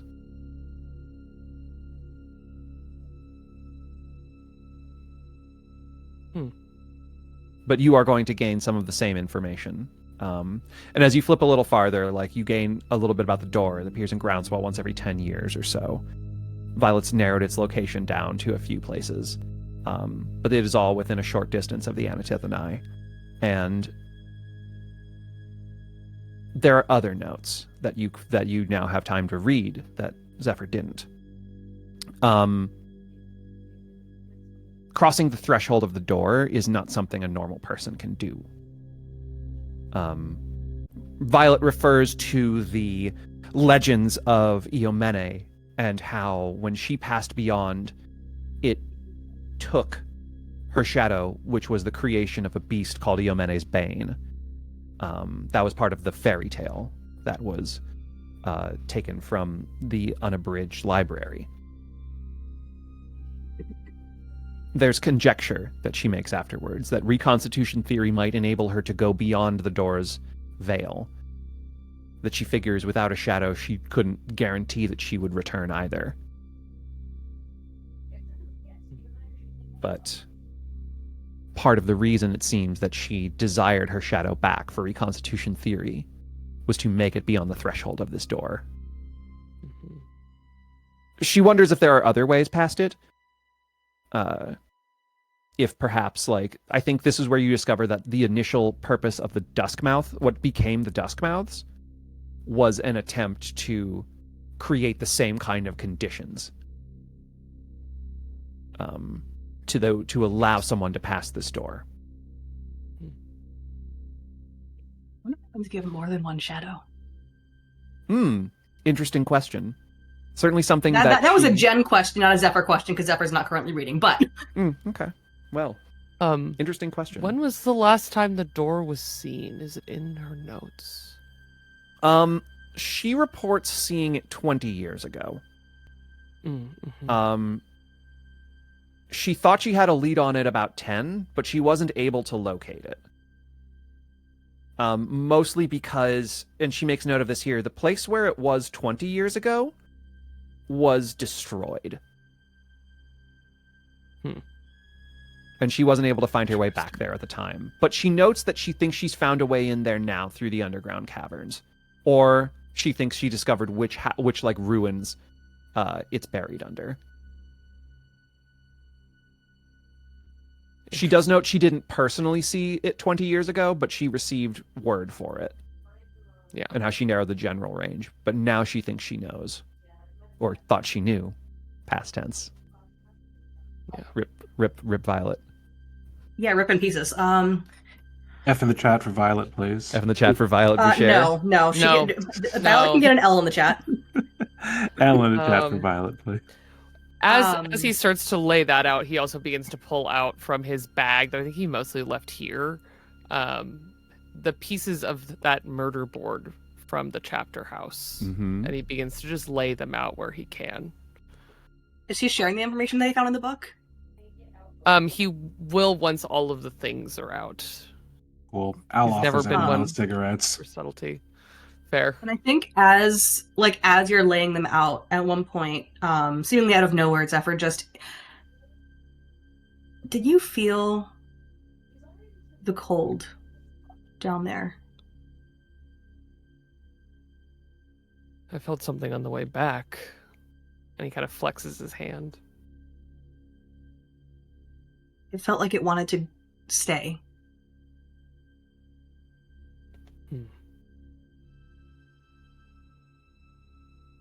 That's Now not that we're what done mine yet. felt like.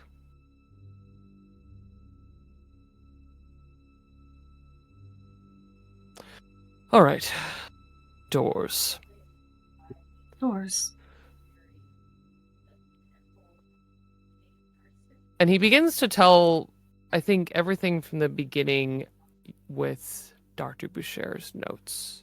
And I think he starts there. And then as he kind of gets through the telling of 20 years ago, he moves forward to 10 years ago. Well, technically, it's more like 8, 7, somewhere in there.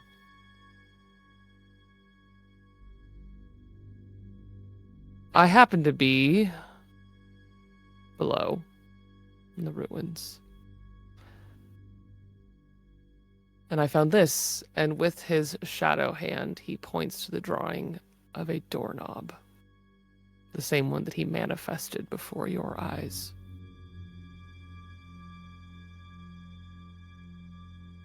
Can't tell you what happened after, only that it left me with this, and he waves his shadow hand again.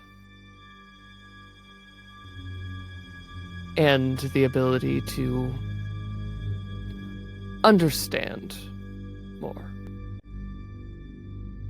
And he does that thing again where he grabs something that doesn't really make sense, but when he does, it lights and you all can see it. You found just the doorknob? Or the door? I found a door. I found a door.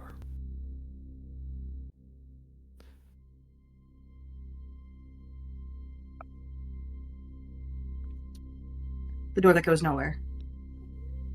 A door that goes perhaps nowhere, maybe somewhere. According to these notes, maybe Right, but like somewhere else. From this side, it appears to go nowhere unless you obviously try to open it. I don't know. I don't know. This door is supposed to take you somewhere special. And that's why he wants to... Okay. Why does he think that she's in there?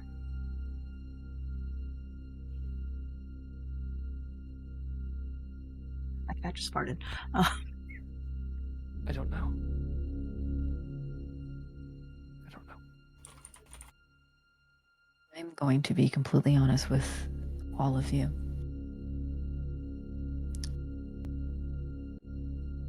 I don't care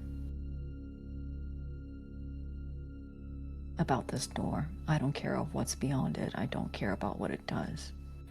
I understand your obsession with it. I understand wanting to know more. But I need to get that antidote for my brother.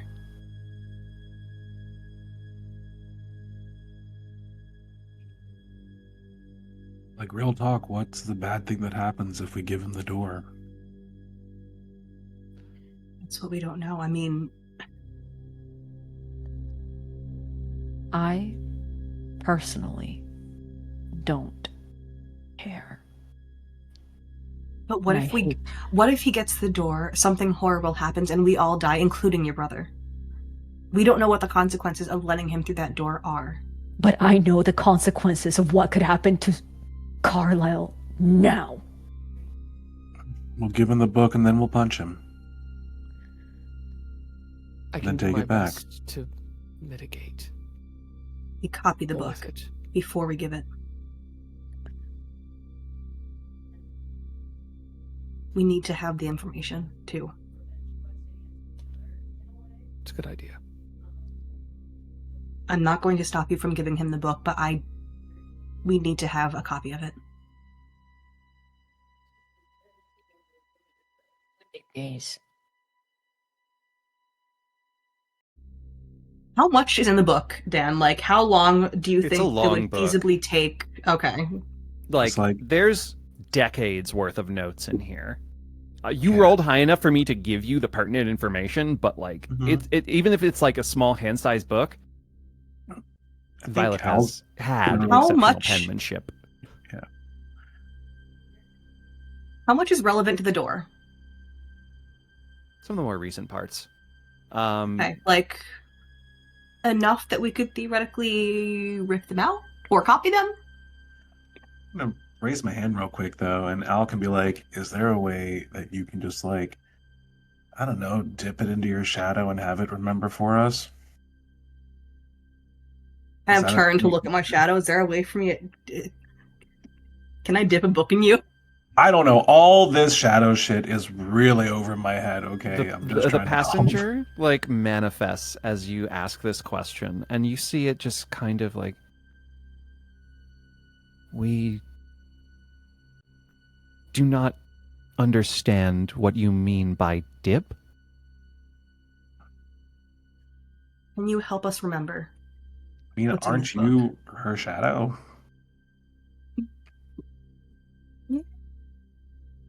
We Complicated.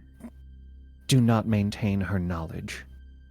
Yeah, but We maybe were in her writing. once, but we are also more than her now. So could you like memorize a few pages of her notes? We could store this information for you. Yes.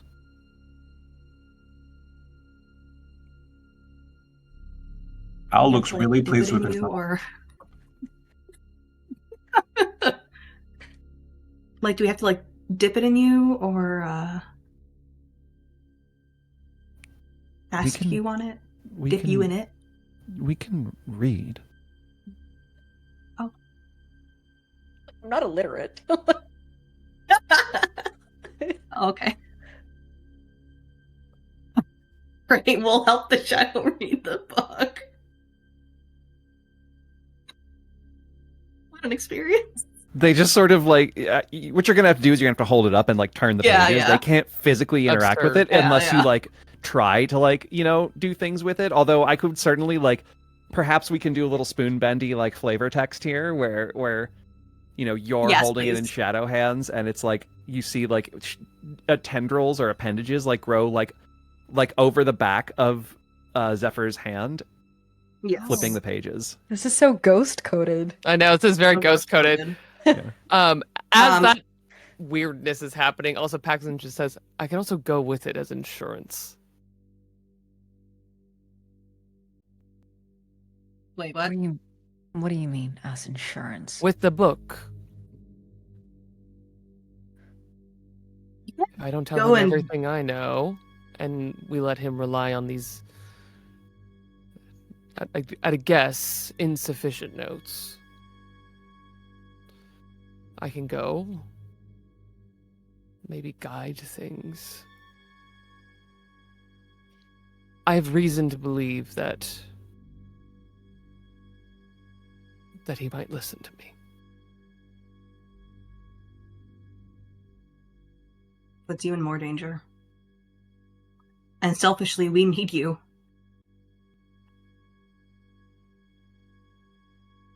What if I told you you don't have a choice, and if you're giving this book to him, I'm going with it?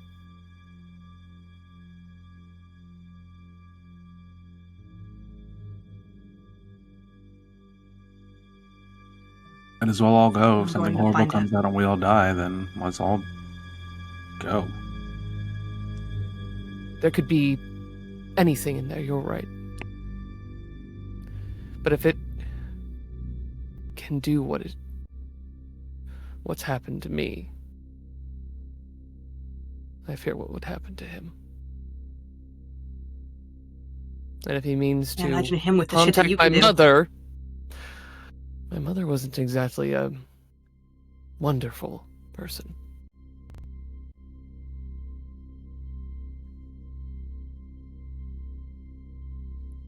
We'll see.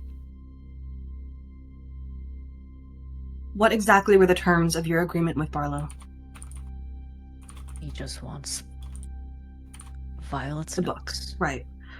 What? And in return, he fixes your brother. I'm assuming he has a bottle of the perfect adjuvant or some form to reverse what he did. So you know what we do? We all go. We offer him help. But he helped your brother first. Then we help him. It gives your brother time to get out in the line of fire. We all get to the door. We take care of him if we need to. We give him a little more, he gives us a little more. We stick together. We approach the door very carefully, to be clear. This used to be a normal hand.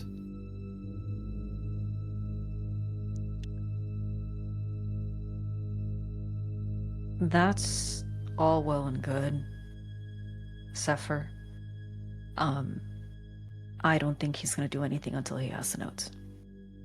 I don't think he's going to help. No, we give him the notes and offer help. Yes, but you also said that we wouldn't give it until he provides Carlisle the antidote. I don't think he's going to do that. Show him the I book. think we offer he gets the book, Carlisle gets the antidote. We offer help.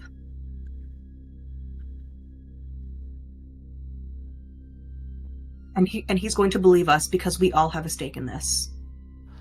I'm not going to be offering, I'm actually going to be telling him. Solved.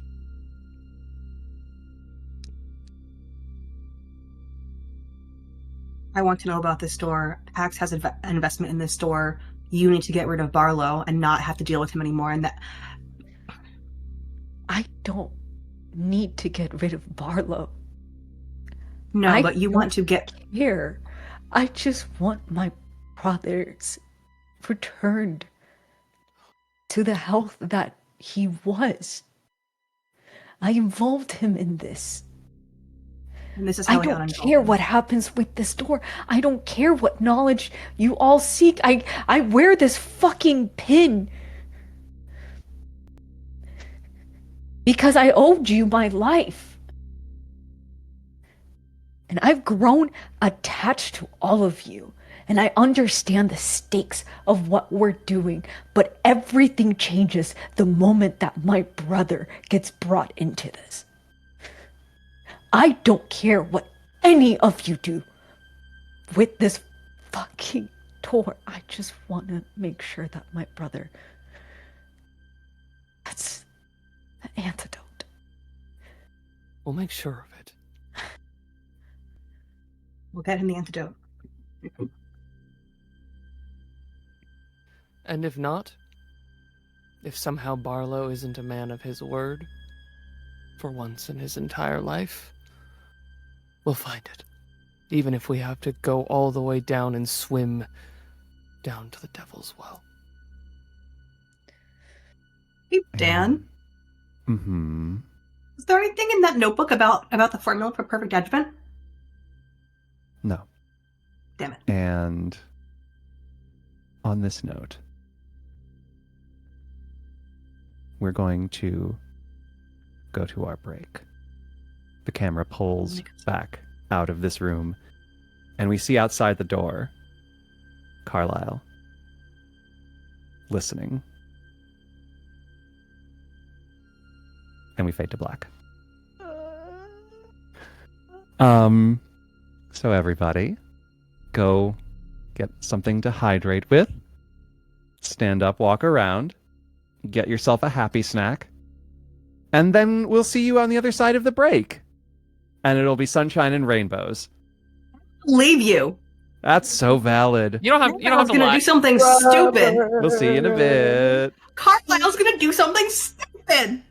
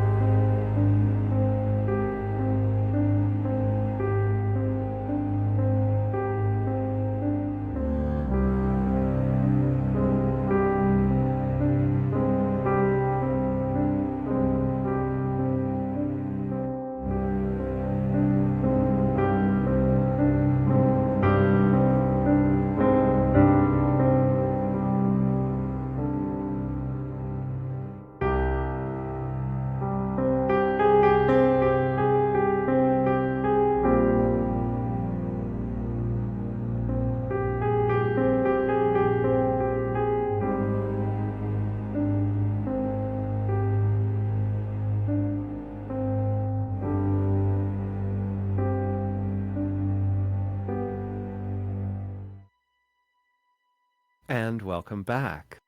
I hope you all had a good break. Let's waste no time. Let's pick up right where we left off. The meeting in the study. And there's a knock at the door. And Carlisle opens it. I don't mean to rush y'all or anything. Are you okay? Oh, well, I mean, no. Thanks for asking. Cyril's immediately up. I think they've been sitting through this entire conversation. They immediately get up and like beeline it straight for Carlisle. Do you have a plan? And again, not to rush or anything. But I am starting to feel a little weird. There was another vial of adjuvant. Oh, God. Just for the time being. And Cyril walks back to Al, who had it.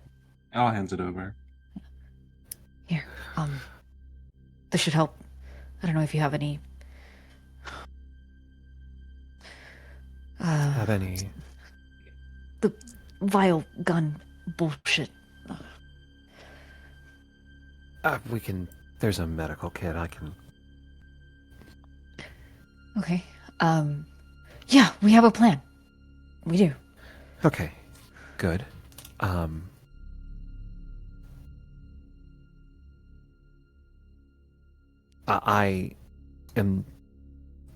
gonna go with you.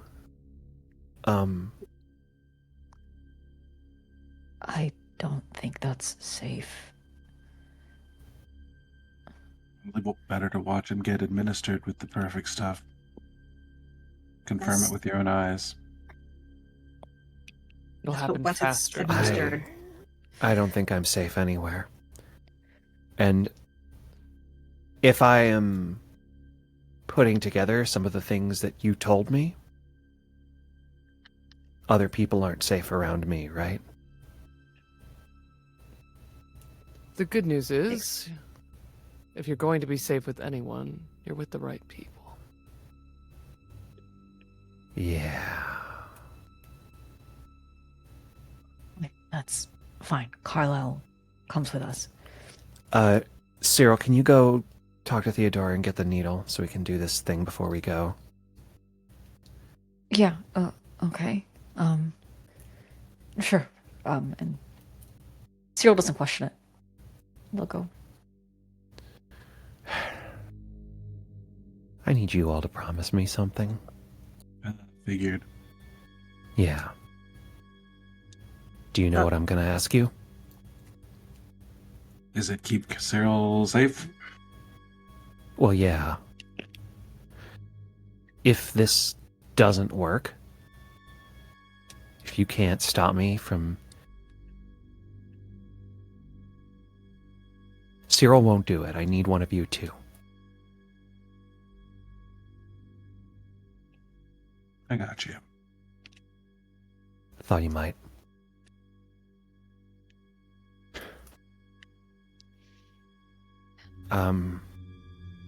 Great, good. I'm gonna go and get another shot of this fucking awful poison, and I'll...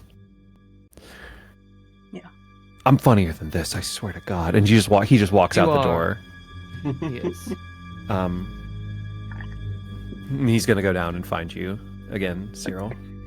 Cyril's fucking her with a medical kit. It's like a rusty one.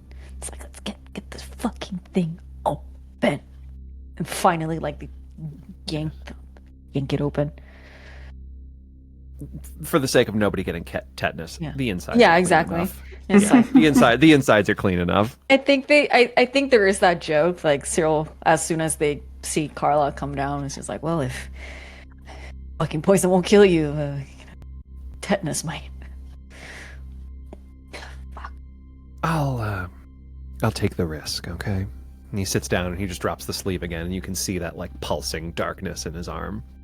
Yeah, and I think this is the first time that Cyril administers the adjuvant, and they're looking at Carlisle's face, and it looks a little bit, he's pale and haggard, and it just Carlisle never looks anywhere short than perfect. And just looking at him like this, I don't think Cyril even remembers a single time of Carlisle being sick. Yeah. I think there's been more times that Carlisle has spent taking care of Cyril than the other way around. And I'm so sorry, my cat is doing crazy things in the background. I don't know if you guys can hear it. Yeah, he's worried too. Yeah. Scratching at the door. But yeah, there's never been a moment that Cyril remembers of seeing Carlisle not look perfect. And like this beautiful, ethereal man. And just seeing him like this, it makes Cyril, like, as they implement the next dosage of the green adjuvant, there's like a sob. The plunger goes in, there's like that same kind of almost electric green pulse up the darkness. And you also see it this time flash in his pupils as well. And he just makes it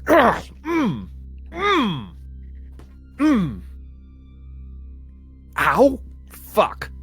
I think Cyril, like, the moment that they put it, it's kind of like the way that sometimes, like, nurses will, like, press down just to kind of help with the pain. Like, immediately they do that as well. Like,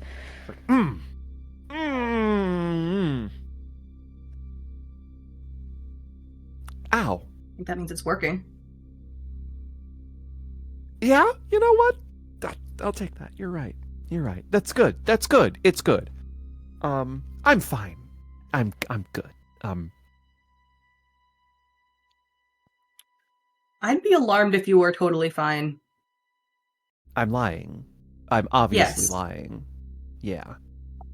Yeah. when are we leaving? I was You asked thinking this question. something around now. You asked this question, and now both Viridian and Amars have made their way through the front door. The bouncer is now like keeping people out otherwise. But you see that like They're I think- okay. yeah. You can let them in. They come up and there's like a somber sort of air. Where did he go? Groundswell. What did he want? Well, after injecting my brother with black poison,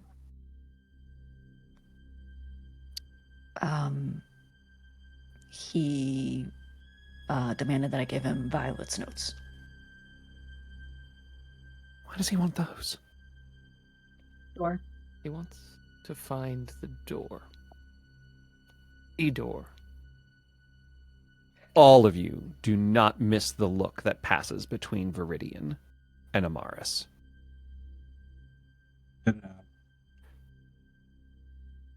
So you've heard What of about it. the door.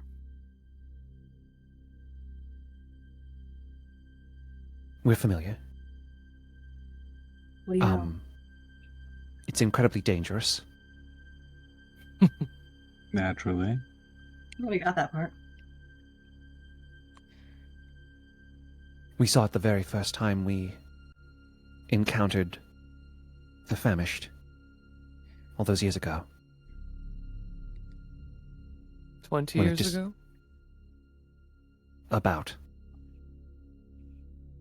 Hmm. It destroyed Zephyr's home.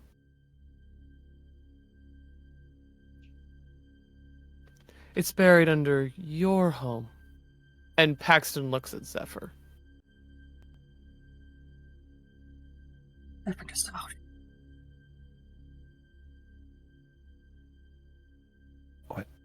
What do you mean? Why does he... It's there still? I don't think so. Unless I was somehow beneath Could be. I don't quite recall. Were you? Were you under my house? Paxton, I've make a never focus roll. found it again. Oh, goodness. Okay, let's go. What could possibly go wrong? What could go wrong? I'm going to spend a drive. Fine.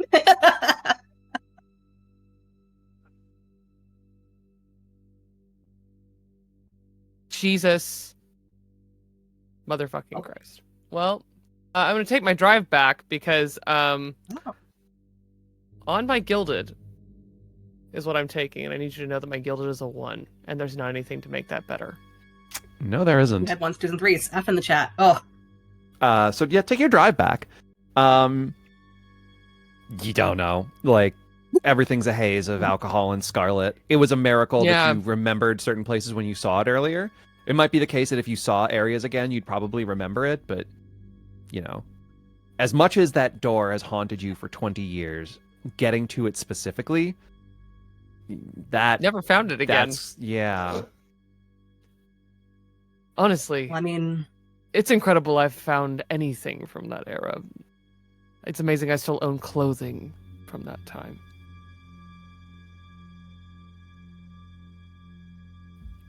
did we No, I don't know. go down there?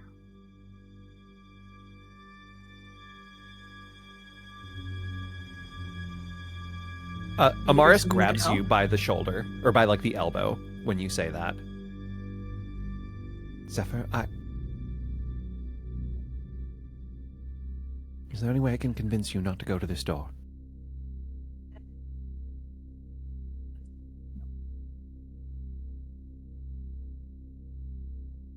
But she, like, gets down on her knees, and she just sort of, like... She's very tall. How tall are you again? Hold on. Let me make sure I have this size difference right. Oink size. Yeah, I'm twink size. Twink size. Okay, she's tall, but she's not that much taller than you. I mean, she's like above 6 feet tall, but Damn. I She's tall. said She's tall. Amaris has been a Nice. tall girl the whole time. And she just like, she's like holding this to the side of your head, and she presses her forehead against yours.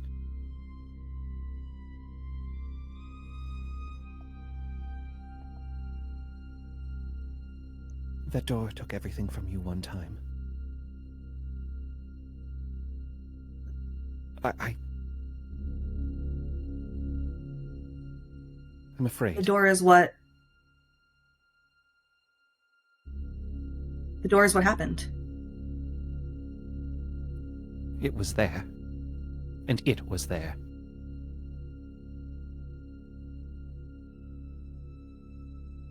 That beast.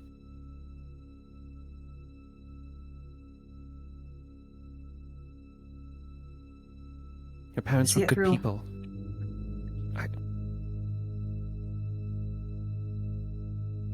You knew them.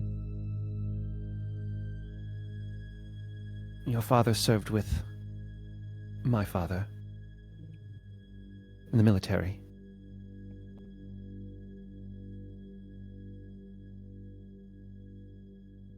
Zephyr looks for a moment like they're about to say something, and then seems to think better of it.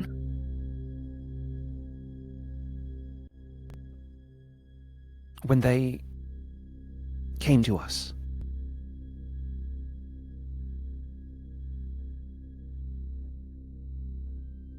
with this phenomenon, we thought it'd be simple.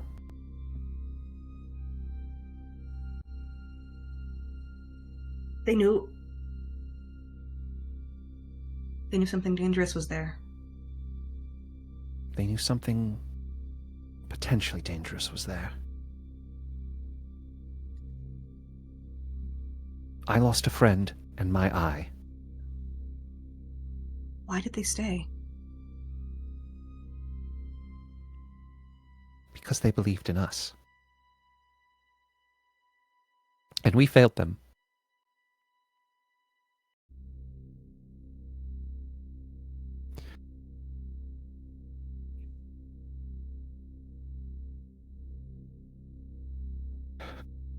They could have gotten out. you could get out. Right now. And you won't. You're a lot like him that way.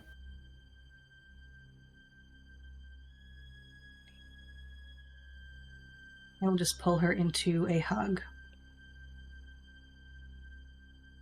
I have to see this through. I can't. My cat's headbutting my boob.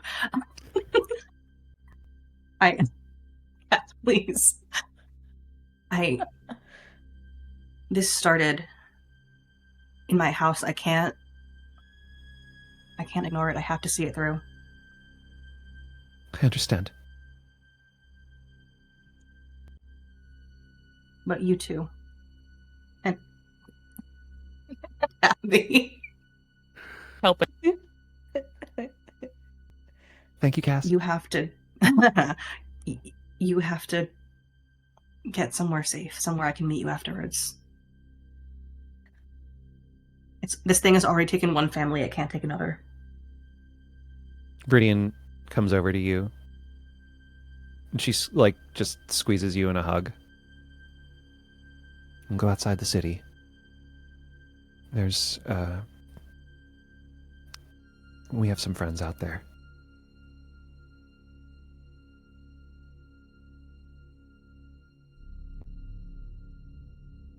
Just let us know when it's safe.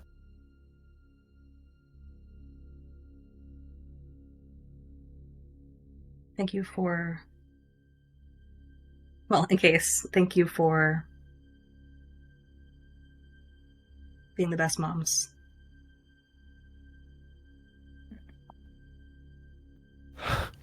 Amara just puts her hands up to her mouth.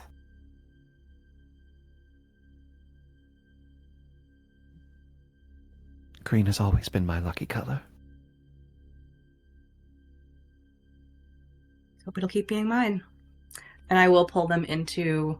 I will pull them both into a big group hug, because it is big family group hug time.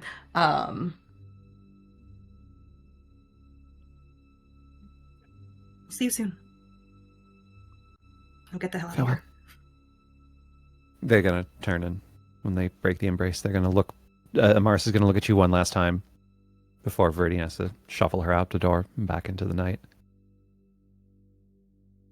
Just the short, buff woman just being like, come on. Yep.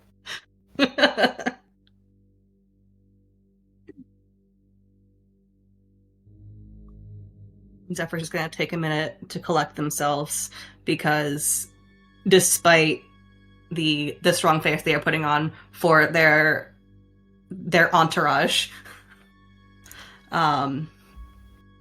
they need a sec.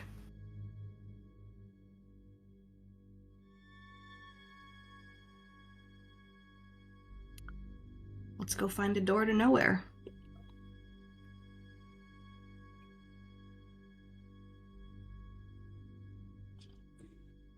It's a somber walk back to Groundswell. Carlisle, still pale, seems to have stabilized enough to make his way without needing much assistance, although he's looking... it's kind of the point that Cyril or Ange was making earlier, that, like, this man is usually radiant to be around, and right now he looks bad off. Paxton offers him some of the flask that Carlisle insisted that he pour him earlier. He looks at it. It's, this is still the one I gave you, right? I promise. And he waves the open end underneath Carlisle's nose. Okay. Just, like, takes a swig of that. We'll do what we can to get you through. Even if it's just this. And then Paxton takes a big swig of it, too.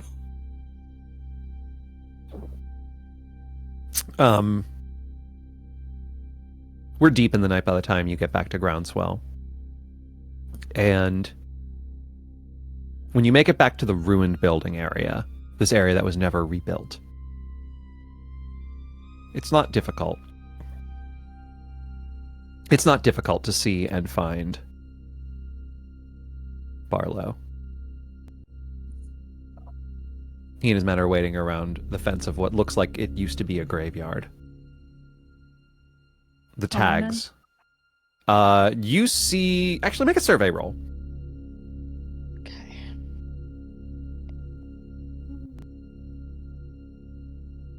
The 5. 5. You see about 7 or 8 men with him.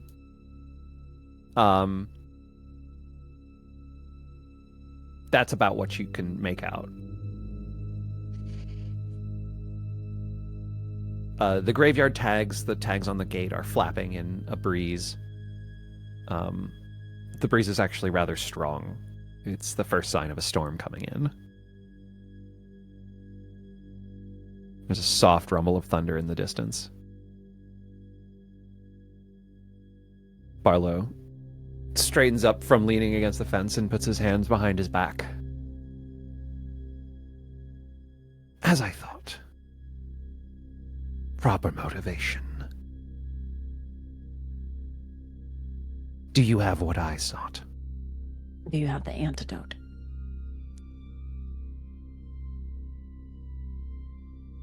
He is going to nod, and the man to his right. This guy was at the bar earlier. He was the one he was one of the two that got in Al's way, not the one who went over the side. Although you do see that guy, and he is glaring at you, Al. He looks to be all right now. I give him a wink. His teeth just like grind against each other. He's like, but this man, he's got like long sideburns that connect to a beard. His hair is like dark, and he's quite larger than Barlow. And he pulls out a little case, and then opens up, and inside there is a pink glow of liquid. Is it a similar pink glow? Yes. Is it the same pink glow? Yes. Okay. There's a snap as the case closes.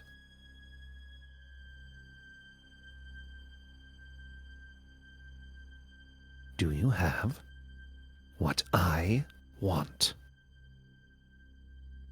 Cyril looks over to Zephyr and Pax. Paxton only, even though when he put them all away, it was with his notes, he only produces Viridian's journal. Just waves it. There's a Violet's journal or Viridian's? Violence, yeah. Violet's. Violet, the other way. A lot of VI names. V name, yeah. There's a nod from Barlow, and the man who went over the side of the stairs goes up to you and holds out his hand. Paxton holds it back and specifically holds it in Zephyr's direction, knowing that if something got really funky, Zephyr could do something real funky. We'll fucking eat that thing. Despite the tensions between us now, I think I've well established that I am a man of my word. I need to verify that you are.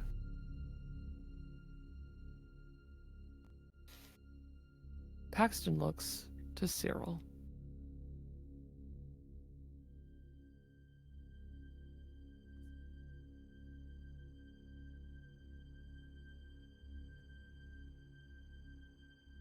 I've never doubted that you're a man of your word. But in this situation, you know why I think it's only fair for us to trade simultaneously. Sway roll.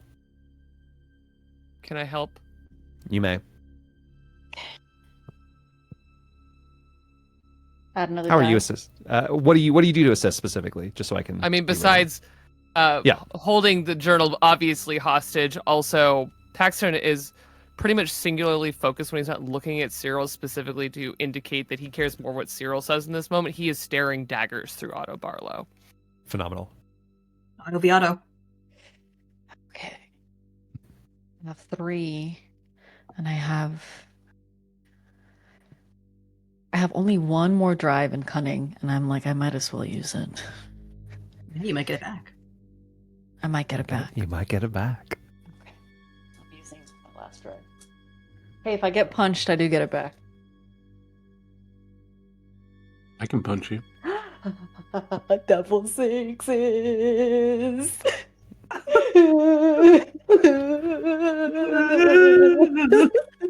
Just like the dice gotta do what the dice gotta success. Yeah. I think it's just the way that Pax just throws this full decision to Cyril is like such a matter of pride for Barlow, and he smiles so wide. And he snaps his fingers, and the other one from his other side goes up and holds out the case to you, Paxton.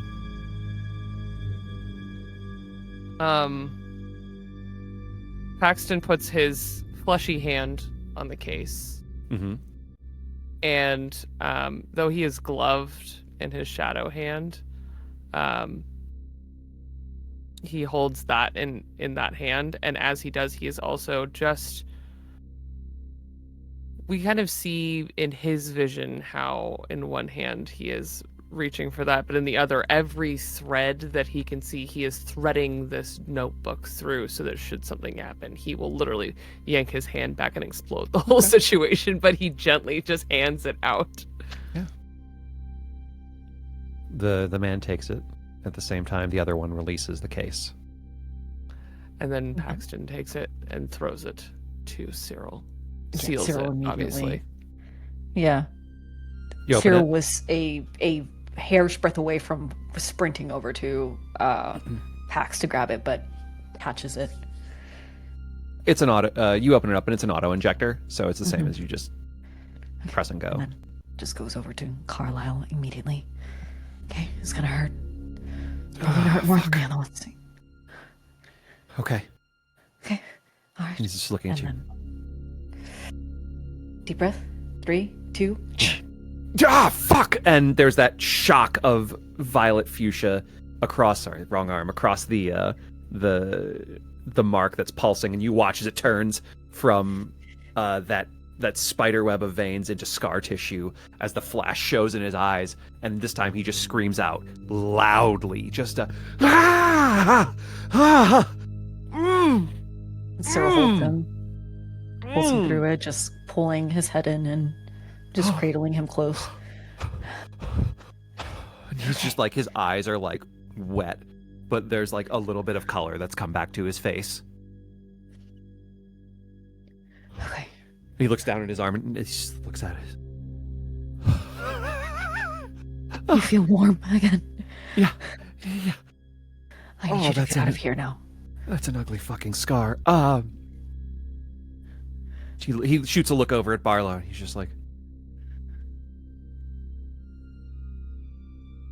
do what you have to do. I'll understand. Yeah. You can't beat whatever the fuck is gonna happen tonight. Okay. And he just slowly starts backing away, like his hand is on yours, and as long as he can like hold it before he has to leave. Meanwhile, the other guy is like taking the journal back to Barlow, who's like flipping through it. Oh, Violet. Now the next thing. Our business is concluded. Paxton. You're free to It go isn't. your way. Actually. Oh? And all of the men that are around Barlow, you see them like reach for like weapons. They haven't drawn them, but they're like clearly tensed now. Jen? Real quick, no one broke off to follow Carlisle, right? Make a survey. Okay. Oh, I don't know. It's a 3. You don't know. Oh. You're locked into the moment. You see, there's another piece to this. You involved my mother. You involved me. Yes. Did you want to come along, son?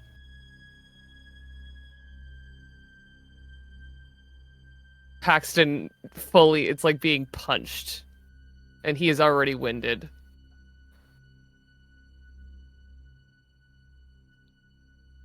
We, and he grounds himself again, looking at the other three. We are going where you go. With that book.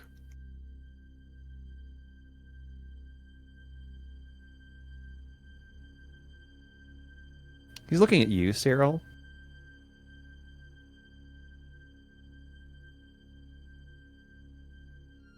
All I'm gonna say is that the 8 goons you have here, whoever else it is that you have around here, they're not gonna help you much. There's 2 people here. There's 2 people here that have more experience with any of this than the fucking Neanderthals that you call your family. Sway roll to Paxton. Take a die from Cyril for help. Awesome. All right, let's go. Oh, that is a 6 on the gilded. Oh, Take your drive back. Yeah. It's good I needed it. And I thought you couldn't wait to be rid of me. Very well. Tag along if you will. But again, and looks back at you, Cyril. The status quo is returned.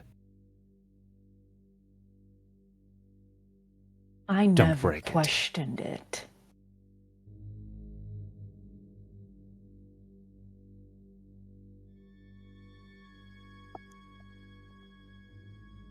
And he just turns, snaps his fingers, and all of them begin moving with him as he moves into the ruins of this small little area in Groundswell. Just so Thanks, we're Cyril. clear. Oh, No, go ahead. just so we're clear, we're letting those goons die first, all right? Yeah. Al says loudly enough for the goons to hear. The one who you pushed over the stairs just looks back at you. Al just looks back like you can do shit, and starts walking past him. This time you can hear his teeth grinding as you go past.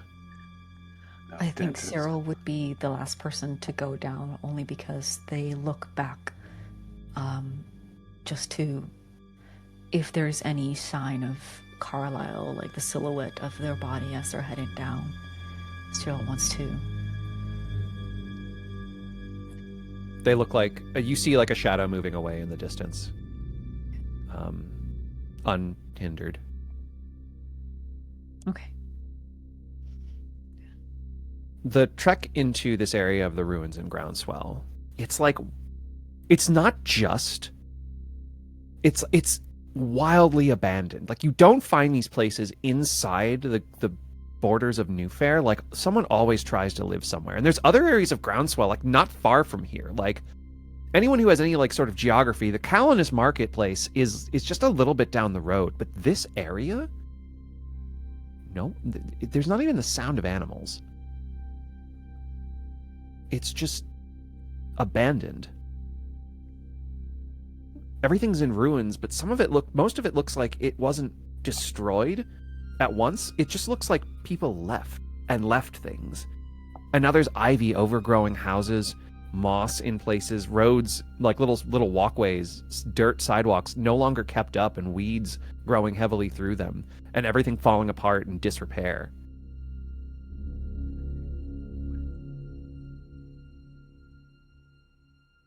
You make your way farther along, and the wind has picked up even more, and now the rumble of thunder has got a little bit closer. There's a chill in the air, but for you, Zephyr, the chill is more than just your skin. It's in your bones again, and it's so strong now. And the farther you walk into this area of groundswell, the colder it gets. Zephyr will end up once again shivering and kind of pulling their jacket a little tighter. It's happening again. God, I can't get warm. Max, you don't feel that? Pax, you do and you Yeah. don't. It's not the same. You feel the cold, and it's in your hand, but it's like it's not. How do I describe this? It isn't your like. It's not just that it's not your hand feeling it. There's like some kind of layer of separation. Even beyond like this difference between not having feeling in your shadow hand. I'll admit, not so keenly. Feel is an odd term for this in general.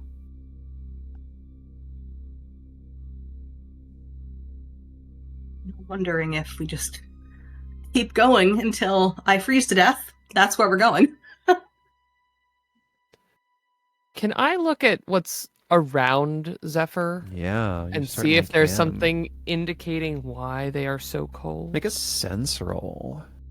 Can I use my special extend my senses? Yeah. Let's go. No, that's 2. Out of 3 dice, I rolled a 2. Oof. It's not that you can't like enter your sense of the threads. Like you see them, and Zephyr is still composed in the same way as always. What you do see is like you can't figure out what's going on. You do see that the passenger has like kind of wrapped themselves around Zephyr in a way. Like I can't make heads or tails of it anymore. yeah. Like you're used to seeing the passenger stand near Zephyr. You're not used to seeing them like drape themselves over Zephyr. Like you do, like they're doing in this moment. Something's different here. Though, I don't know this is the source of your cold. Everything is different about you, Zephyr. Like here or in general? Because an argument could be made.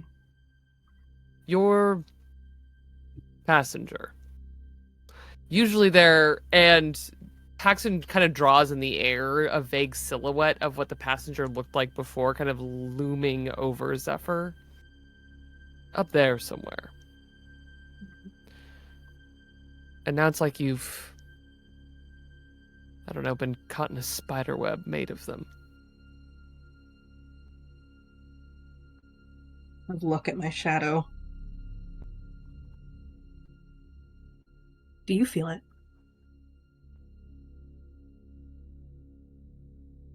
We wish to protect you. From what? Before you get an answer to that, there is a call out from ahead, and you have come to a house that is different from all the others because it isn't just old or like it disrepaired. It looks like it's exploded or collapsed. There's a fence, like you came over a hill to get here, and there's like a fence around it somewhat, but this house looks like something inside like just reached through and pulled the roof down into it. Ooh. Am I getting heavy deja vu? Maybe. It's hard to say. There's a feel of something here. The Barlow's men go forward and just like clear away some of the rubble from the door.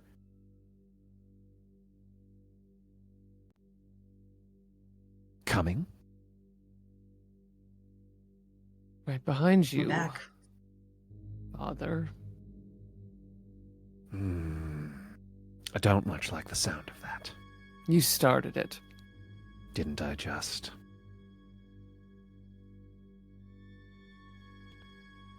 We make our way in through a ruined living room. One that once held comfortable furniture, now decayed and molding. There's broken teacups all around.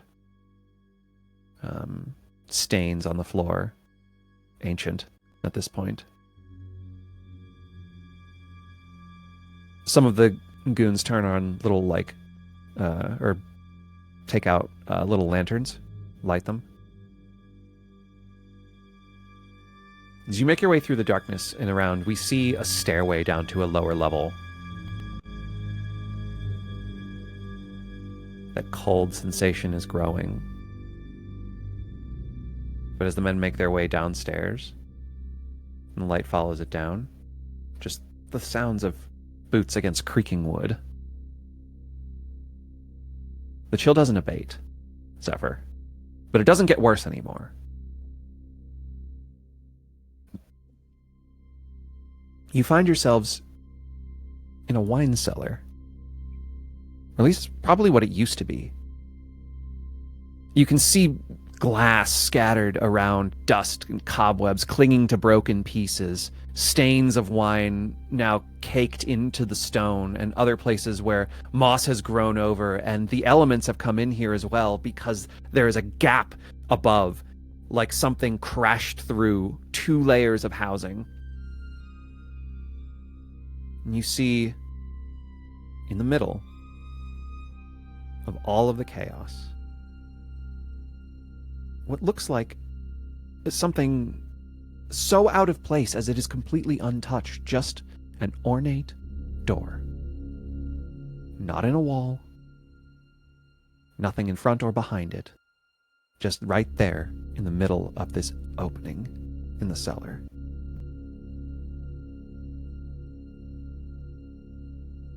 Dan, is it the door? It's the door. Cool.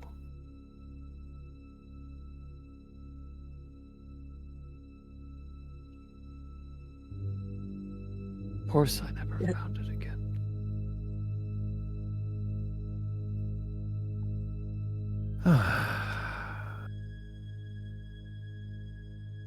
Now,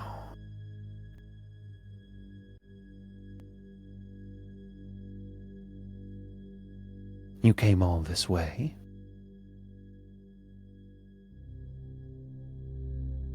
Who'd like to go first? What do you think is on the other side of this door, Otto? Everything and nothing. So we didn't agree anything about going through. Is that not why you came? Like Cyril What if looks I at told the you? Cyril looks at the rest of the group. You'll go through this thing.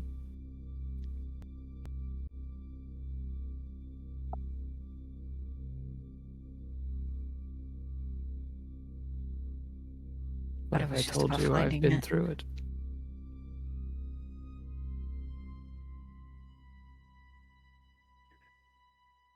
And you're What if... back on this side. You've seen. Paxton begins to take his glove off. His particular glove.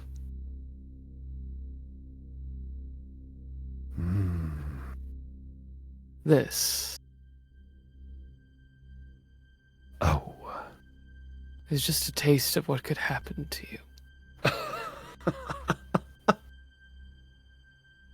I wonder.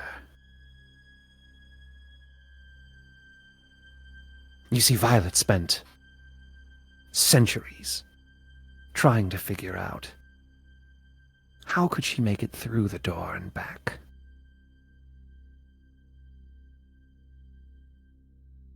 She thought your mother had the key.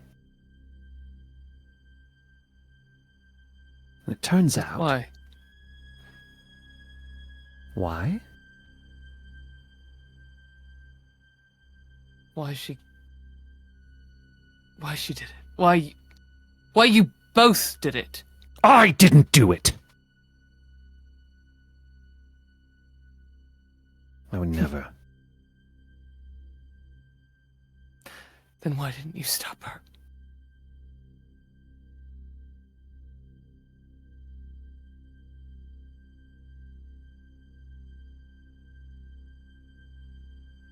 You want to bring her back because she's dead, Barlow. I'm aware. And if you didn't do it, you let it happen. He has closed the distance to you in a matter of several quick steps. You weren't there. No, I was downstairs.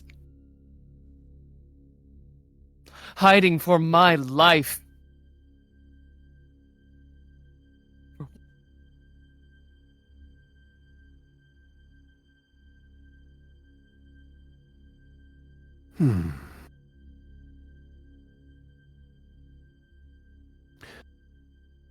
What a life you had.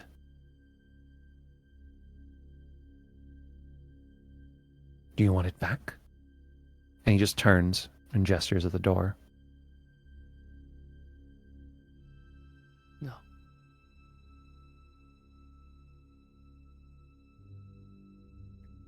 But I would love to know how it works.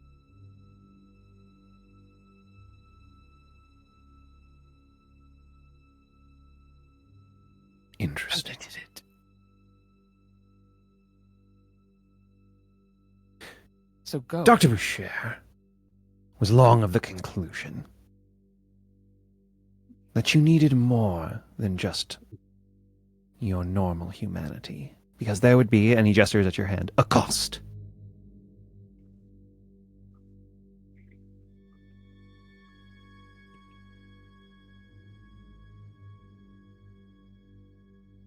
Her methods, wild as they may be, might have proven useful. But I have my own intentions.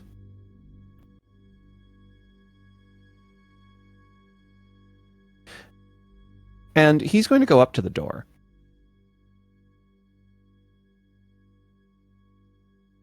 And he's going to pull out another little black syringe. And he's going to put it into the side of his own neck.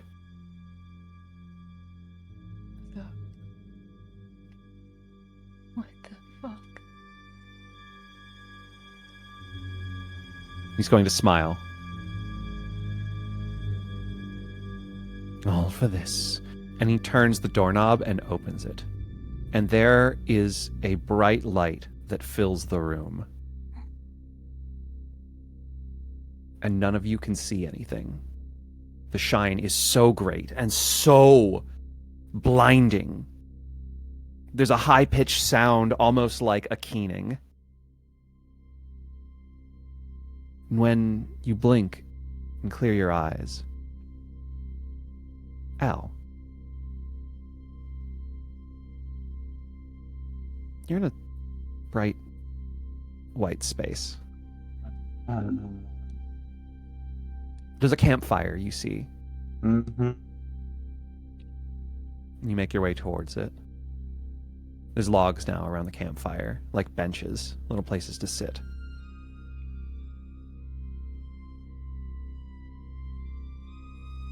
What do you do? For lack of any information, I was gonna sit. As you sit down, suddenly next to you, on the same log, Mahala's already seated there. Mm-hmm. She's looking at the fire.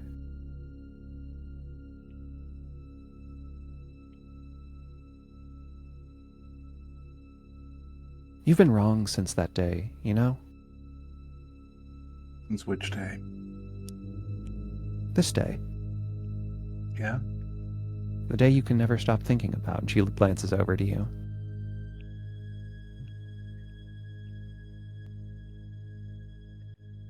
You shouldn't have been able to get in here.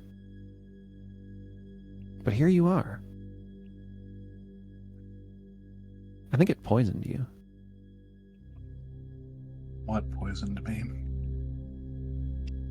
She turns to you, and as she does, you can see blood pouring from her neck from a cut that just wasn't there a second before, and her eyes are like milk, like just completely dead. The thing that killed me.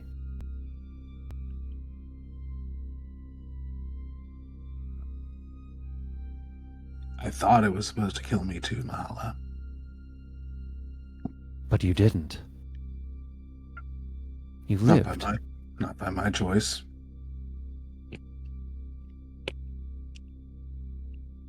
What would you choose? Die with y'all? That's it? What other choices were there? What if one of us could live? Oh, like a trade? Did that thought ever cross your mind? No. Why? Because despite being surrounded by all this fucking weird-ass magic, I didn't think I was capable of it. So when you died, you died. And when I lived, I lived. She looks back at your shadow behind you, and we watch as it flickers. It's not darker. It's not gone, but it just wavers, your shadow. The same way it's done for the years since.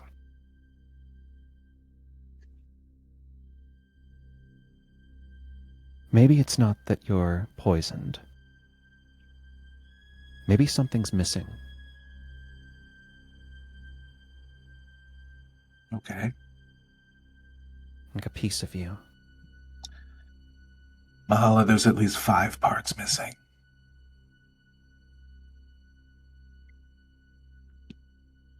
Do you want any of them back? No. What do you want, Althea? Right now, there are several people I really want to hit really fucking hard. And there's one person that needs to answer one question for me. And that's really about it. After that, I'll want a drink. What is the question? Why me?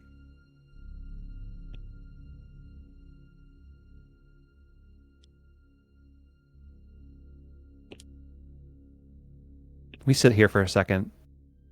There's a sound of a crackling campfire. Until it fades away into the bright light again.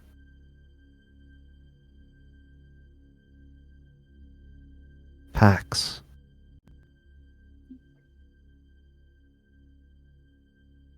As soon as you're here in this space, it comes back to you.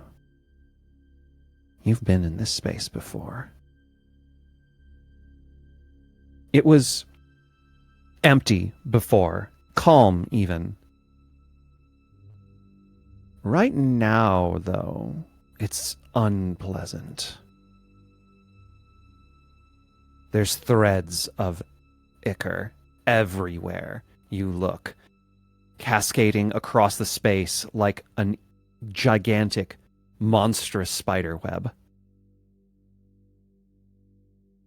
And in it, you see standing across from you, your mother, her eyes, dark, shadowed, staring at you.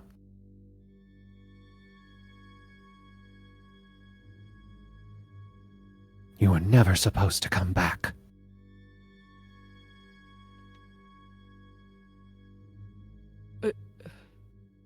Back here.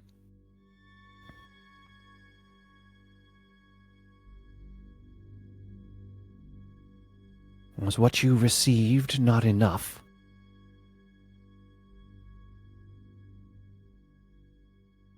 I just want to help others. It like Your mother tilts her head at you, and it like moves over too far, like not the way that necks are supposed to go. Have you ever helped anyone?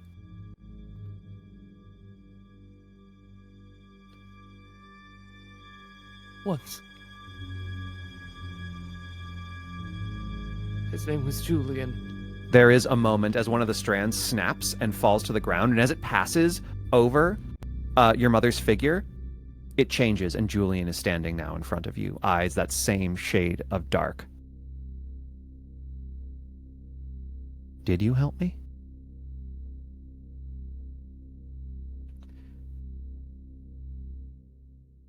You were lonely. You were lonely. You were alone. You came into this place without a family, begging for one, desperate, hollow. And we gave you that. It has meant everything to me.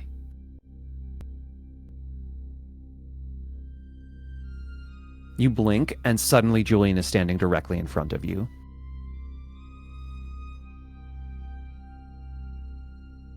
They hold up their hand, except it's not their hand, it's your hand.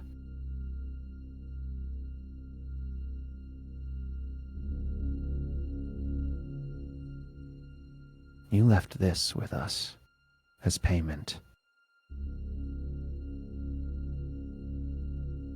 Do you feel our agreement was fair? Yes. Then why are you here? Because if you could give me this, imagine what this could give the world.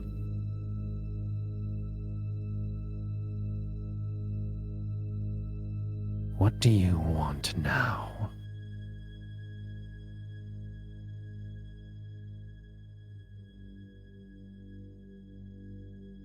I just want people to get to live their lives. And have the tools to stop those that would steal their breath.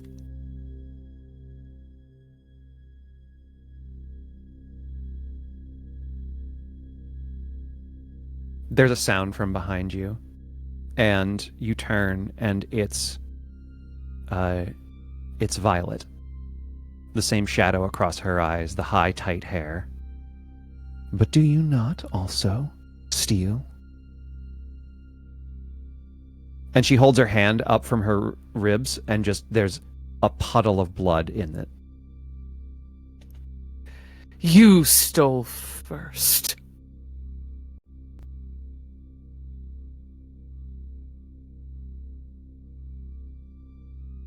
And she's gone, and Julian's standing behind you again. What will you give me this time? And Paxton turns around. The only man he's ever loved.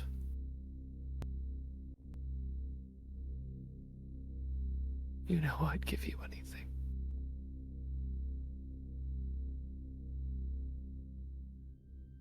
And we fade away. The threads dissipate. Zephyr.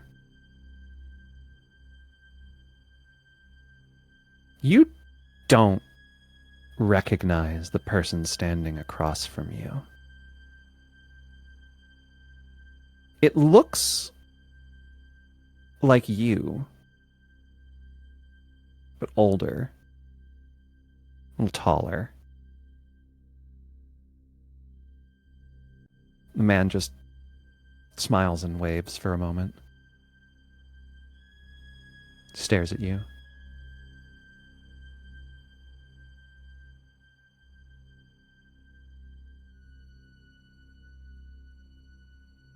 Who were my family once. And he's gone. You hear a sound behind you, and you turn, and there's a woman with long, straight, dark hair. Very kind eyes. And she's gone. And you turn around again, and this time it looks like Violet. But not as you've known her. Her hair is down. It's long. She's not wearing the clothes, the fashion of your era. It's more like a dress, loose. And she looks at you, and she looks down at herself. We are different here.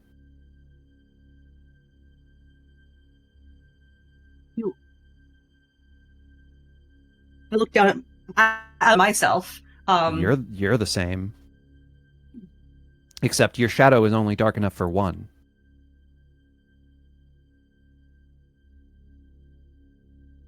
And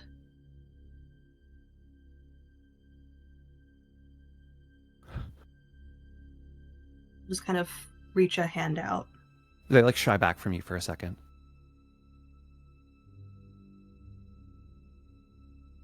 We have only ever wanted to protect you. This?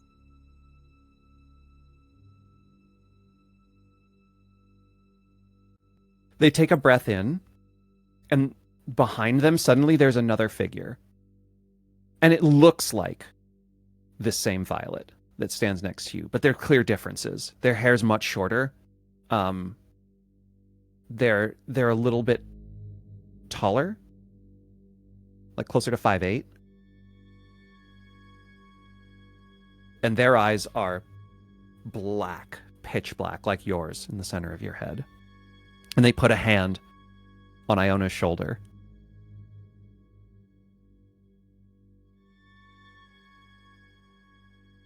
They don't know, do they?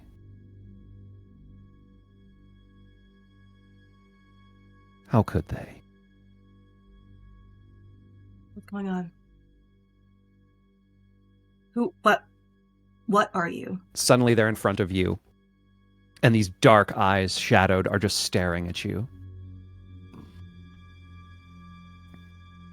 A will, a wish, a want. What? You don't have one. But we see. Because we remember.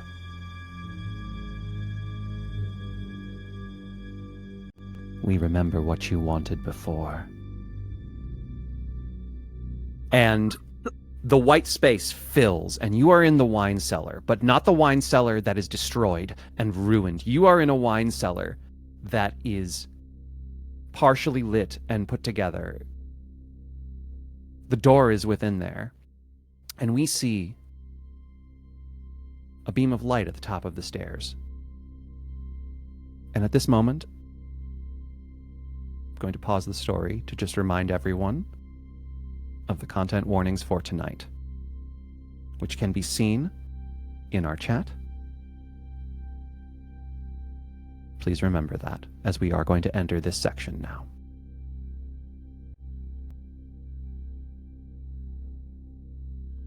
We see a small human make their way down the stairs into the cellar. Same dark, wiry hair, shocked in all directions.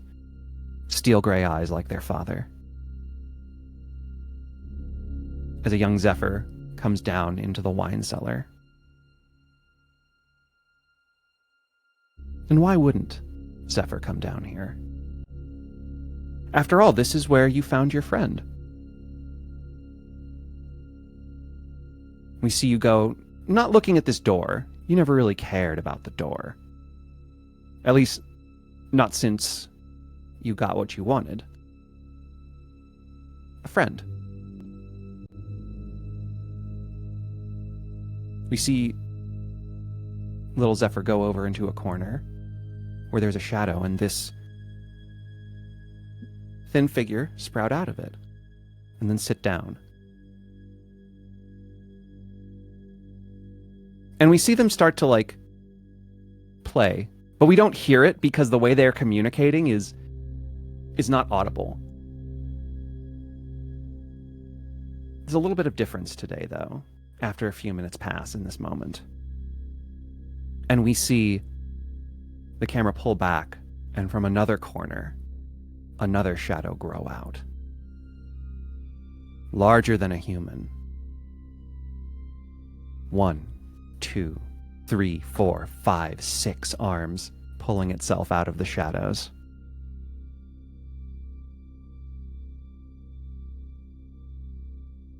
Its hulking form now slinking across the cellar over to the corner. We see both this humanoid shadow and the young Zephyr look at this larger one at the same time. And we just hear one word. Mom? And we go upstairs to where we were in the flashback before there is a wave of silence. And instantly, all 6 people in the room, Zephyr's parents, the circle of the lost and found, sprint down into the wine cellar.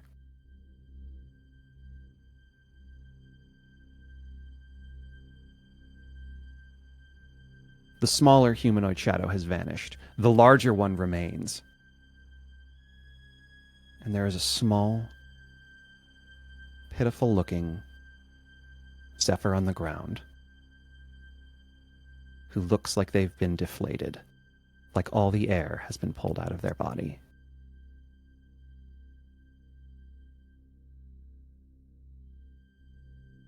We see as the circle of the lost and found move forward to engage with the famished. Simon throwing out spells and technological kind of charged weaponry that Azure has crafted for herself. And we see as Amaris and the 2 parents run over to Zephyr in the corner. And as they're standing over Zephyr, we see the shadow appear behind Zephyr's parents. Amaris looks at them. She doesn't see the shadow. She can't. She gives Maeda a squeeze on the shoulder and then goes to aid her circle in their fight. Esme wraps her arms around Maeda. She is crying and devastated, and there's nothing she can do. And the shadow looks and puts their hand, both of their hands, on the backs of Esme and Maeda. And we watch as something is pulled out of them. And we watch as now they drain, deflate. As this small shadow slides forward past them as they fall to the floor and presses their hands into Zephyr. And we watch as Zephyr begins to reinflate. And a deep breath enters their lungs. And we watch as this humanoid shadow fades into the floor around Zephyr, settling until their shadow is now dark enough for 2.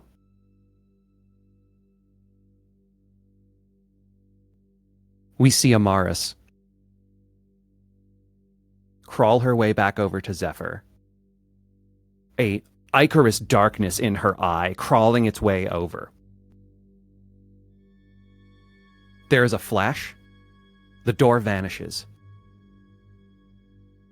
There is a roar and an explosion upward. When the dust settles, we see that Amaris has wrapped herself around Zephyr, protecting them from the rubble. And as she shakes her way free and starts checking Zephyr to make sure they're okay, we see the other members of the Circle of the Lost and Found crawl their way out. Wounded, but none the worse for the wear. And as this scene fades away, we watch as the shadow of Rowan goes back to your passenger, the shadow of Iona, and presses an arm through the center of their chest. And as that happens, Iona starts retching. Darkness and shadow, and they pile into the ground. And standing now, these two separate shadows. Esme. Mayada. Still unmoving.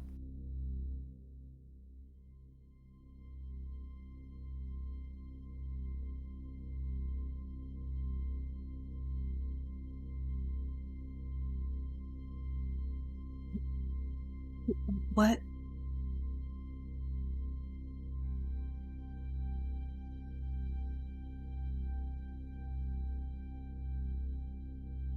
What did you do? When your passenger speaks, Esme, Mayada, and Iona's mouths all move, and the sound comes from all three of them. We wanted to save you. Zephyr Green was our only friend.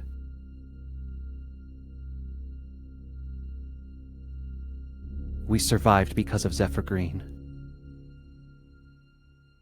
And we wished to return the favor.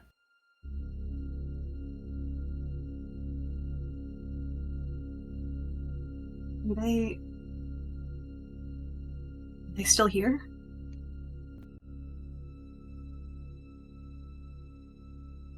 We are them and we are not them.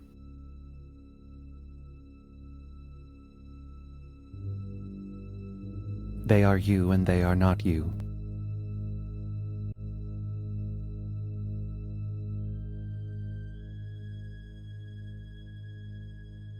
We wanted to protect you from this.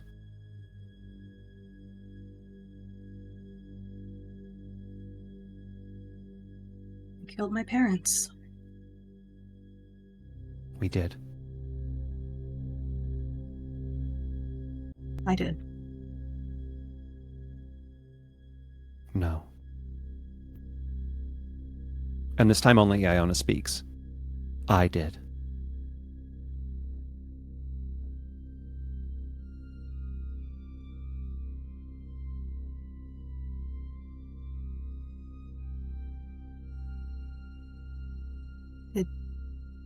Did they know?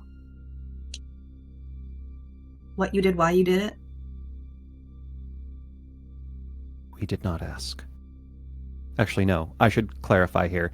Iona is speaking and she's using the I. I did not ask.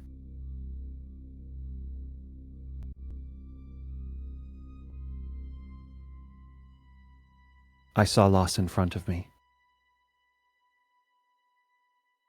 I could not let it happen again.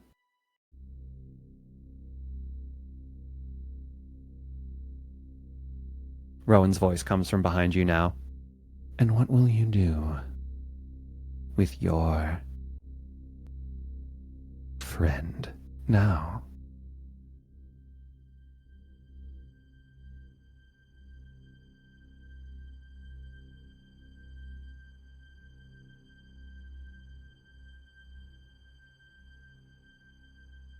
I'll do what I have always done. I will be their friend. You see Iona sob. I would like to move forward and if, I don't know if I'm able to, but I'm going to try and embrace her. You can. For the first time, you can feel your passenger as a person. And they break down in your arms. And I think Zephyr just starts to cry as well and I forgive you. I don't know if it's because I didn't grow up with them or because I know why you did what you did, but I forgive you.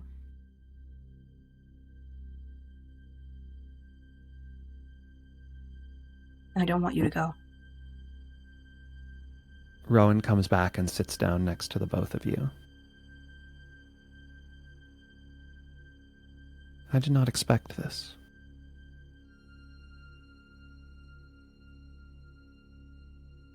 You are One interesting, thing- Zephyr Green. One thing I have learned about having parents, from having two of the best parents growing up, is that a mother would do anything for her child. And I draw comfort from that. I draw comfort from knowing that if my friend had asked, my mother would have said yes. Any mother's child. And you recognize that. That is a phrase of the ascendancy. It's the religion that is, or a popular religion, and it's that same sentiment. What would you do for any mother's child? And we fade away from this scene. Cyril. There's no one around you for some time. You're in an empty, white space. Feels very open. There's not anyone there. You can't tell time for sure, but after 10, 20, feels like 30 minutes. A speck of darkness begins to roll out of the air in front of you until it grows into something humanoid. But it's featureless. It just looks like a ball of shadow in front of you that's taken the shape of a human.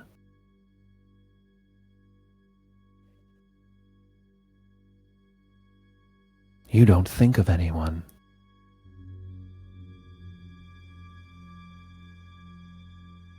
What? Your loss. It's like you don't care.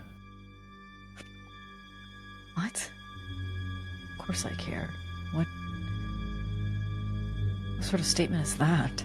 They've disappeared from in front of you, and they're now like peering over your shoulder, like looking at you from the side. You care about people, but when they're gone, they're forgotten. You let them go.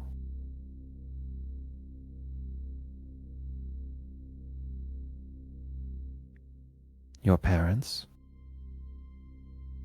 I You was a can't recall child. their faces. I was a child. The people you grew up with? Some of them died in front of you, and you can't remember a single one. The ones who did die in front of you, eaten by a monster.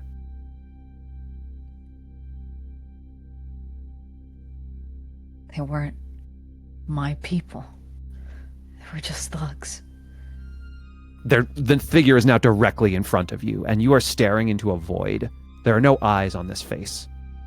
No openings, nothing to signify anything, but you feel it peering at you with an intensity.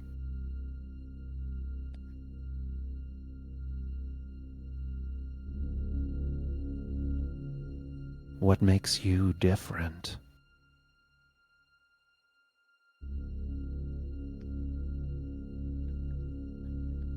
Different from what?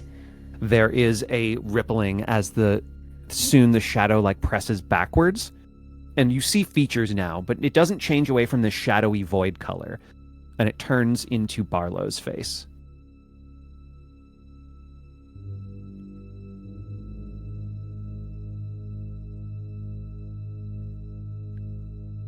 We see him too. Yeah, you see him? Maybe you can just keep him. You feel hatred. Self-preservation, more like. Is that what you want?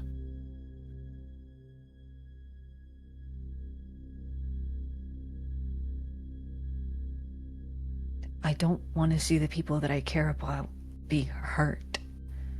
And I don't want to see them be used against me. What will you give for that?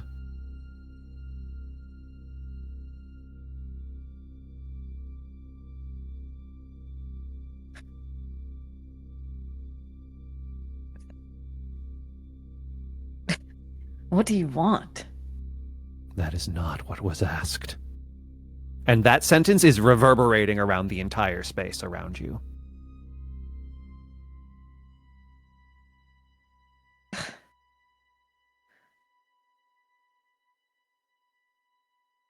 I'm not here seeking anything.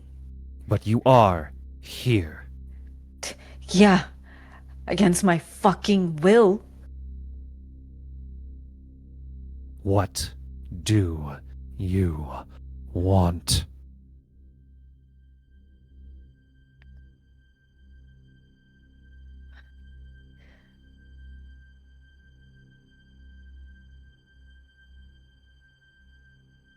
I want you to close the door behind Barlow and keep him, and make sure that everyone else leaves.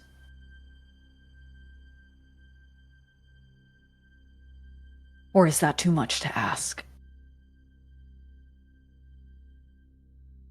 The features of Barlow's face break into a smile.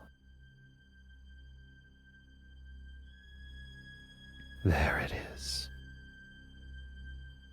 And we fade back through into the white light.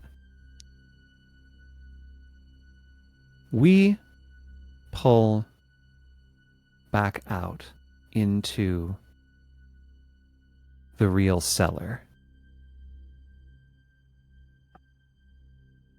And the four of you, well, let me rephrase this. Al, you asked for nothing. You were judged to not want anything.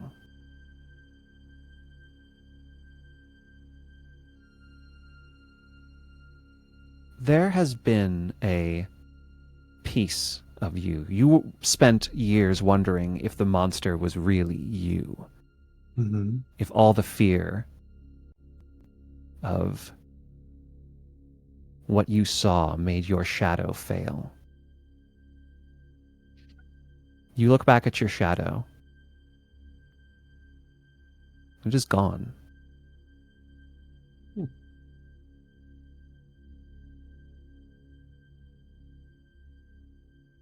Cyril, you look around this room.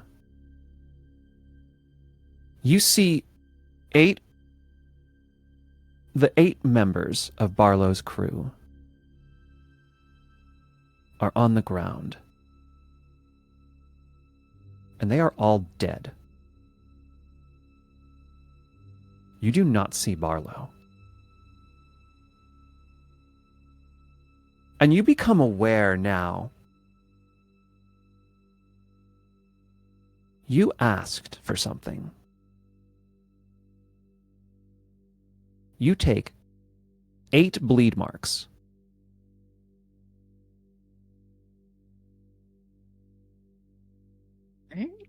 And 2 bleed scars.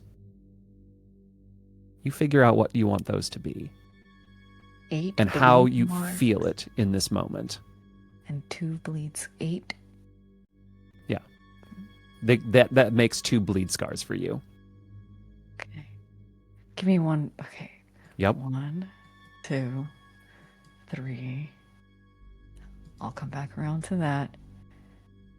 3, 4, 6, 7. Gives me a second one. Yeah. Okay. Yeah. Fuck. You think about that. Zephyr. You come back. And you feel the cold is gone. You feel normal again. You look around quickly. Your shadow is there. And it's still as dark as you remember it. And you reach in your mind and you can feel your passenger. They're still with you. The weight of this secret gone, they hold tight to you.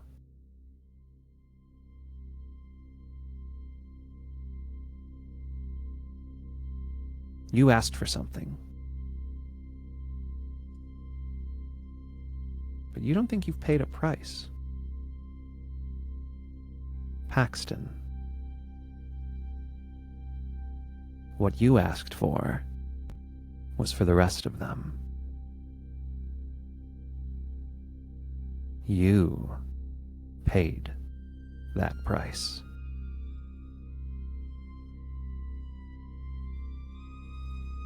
You take a bleed scar.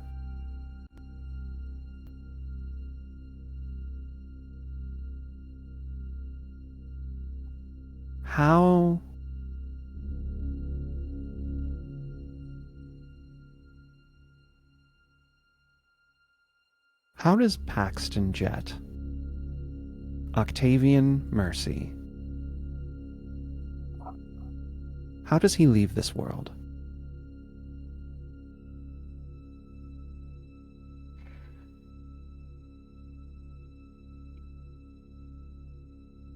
He has spent a restless decade not knowing who he was, having only found identity a few times that really meant something.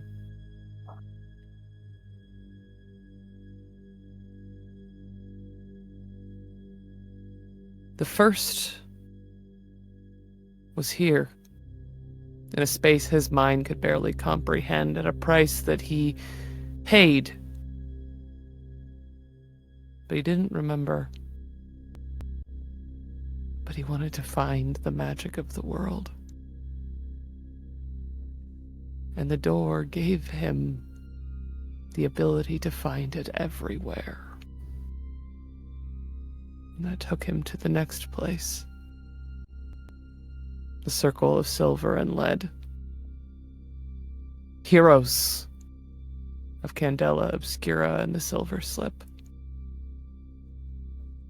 Trying to stop bleed from harming people, largely doing, for once in his life, something good. But the best thing he did there was sit by the side of a patient medic, a man named Julian. The only man he ever loved. And when he lost all of that, the third time, the day that Anran Song asked him for one more favor. And the whole time he only ever wanted one thing: to bring the world more magic, so that we could save each other from ourselves. To really complete the mission of Candela Obscura, to make eons a pale comparison. So the last thing he does, in the arms of the only man he ever loved, is send everyone home. We see you inside this space.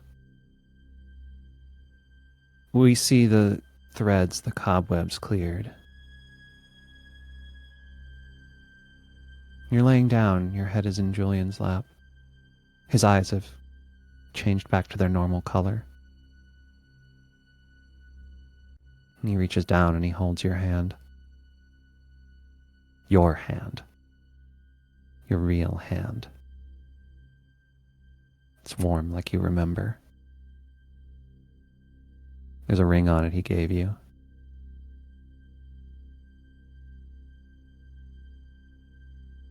We see this as we fade back to white. And the three of you watch as the door falls apart, piece by piece. And you see Paxton laying on the ground.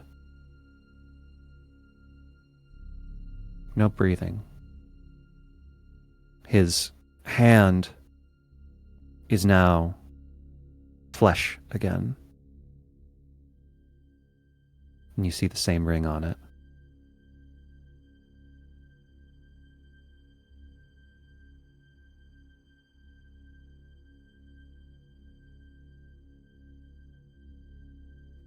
in the time that follows, Al, what do you do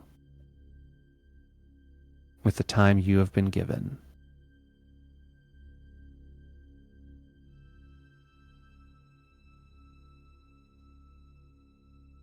A big question. That sounds like a lot of time, and I don't think Al is terribly happy about that, but it is the circumstance that it's in. And I think it begins with a trip to the tomato patch. And I think it's just, before we hit the long montage, it's just Al in the doorway saying, hey, B, let's get dinner. Well, about fucking time. See, you got your shit together. All right, get in here. I'll make you something nice.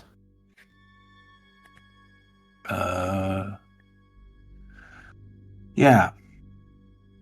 Sounds good. Cyril, what do you do with the piece you've been given?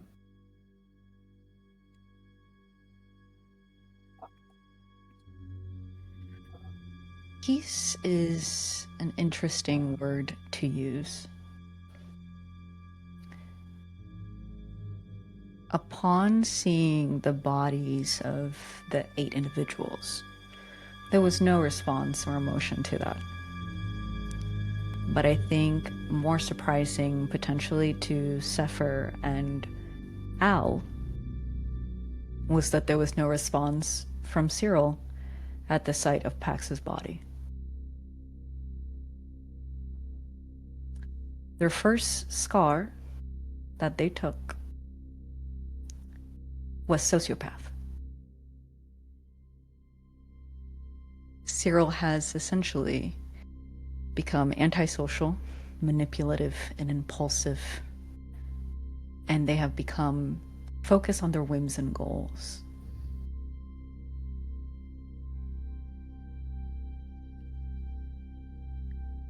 The second scar that they received, which ultimately made it 3 scars, and ultimately retiring them from Candela, was Deadeye. The moment that someone looks or tries to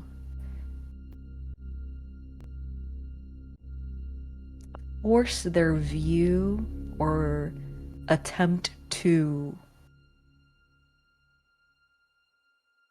go toe-to-toe with Cyril in regards to a conversation or some sort of sway, if they stare a little bit too long, they could potentially peer into their own darkness.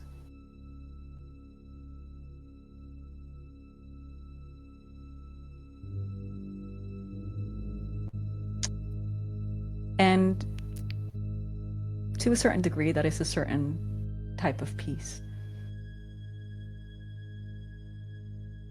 No more looking over your shoulder.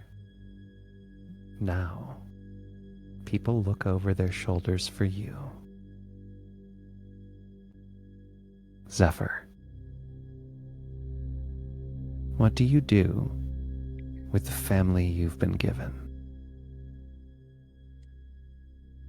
I go and spend time with them.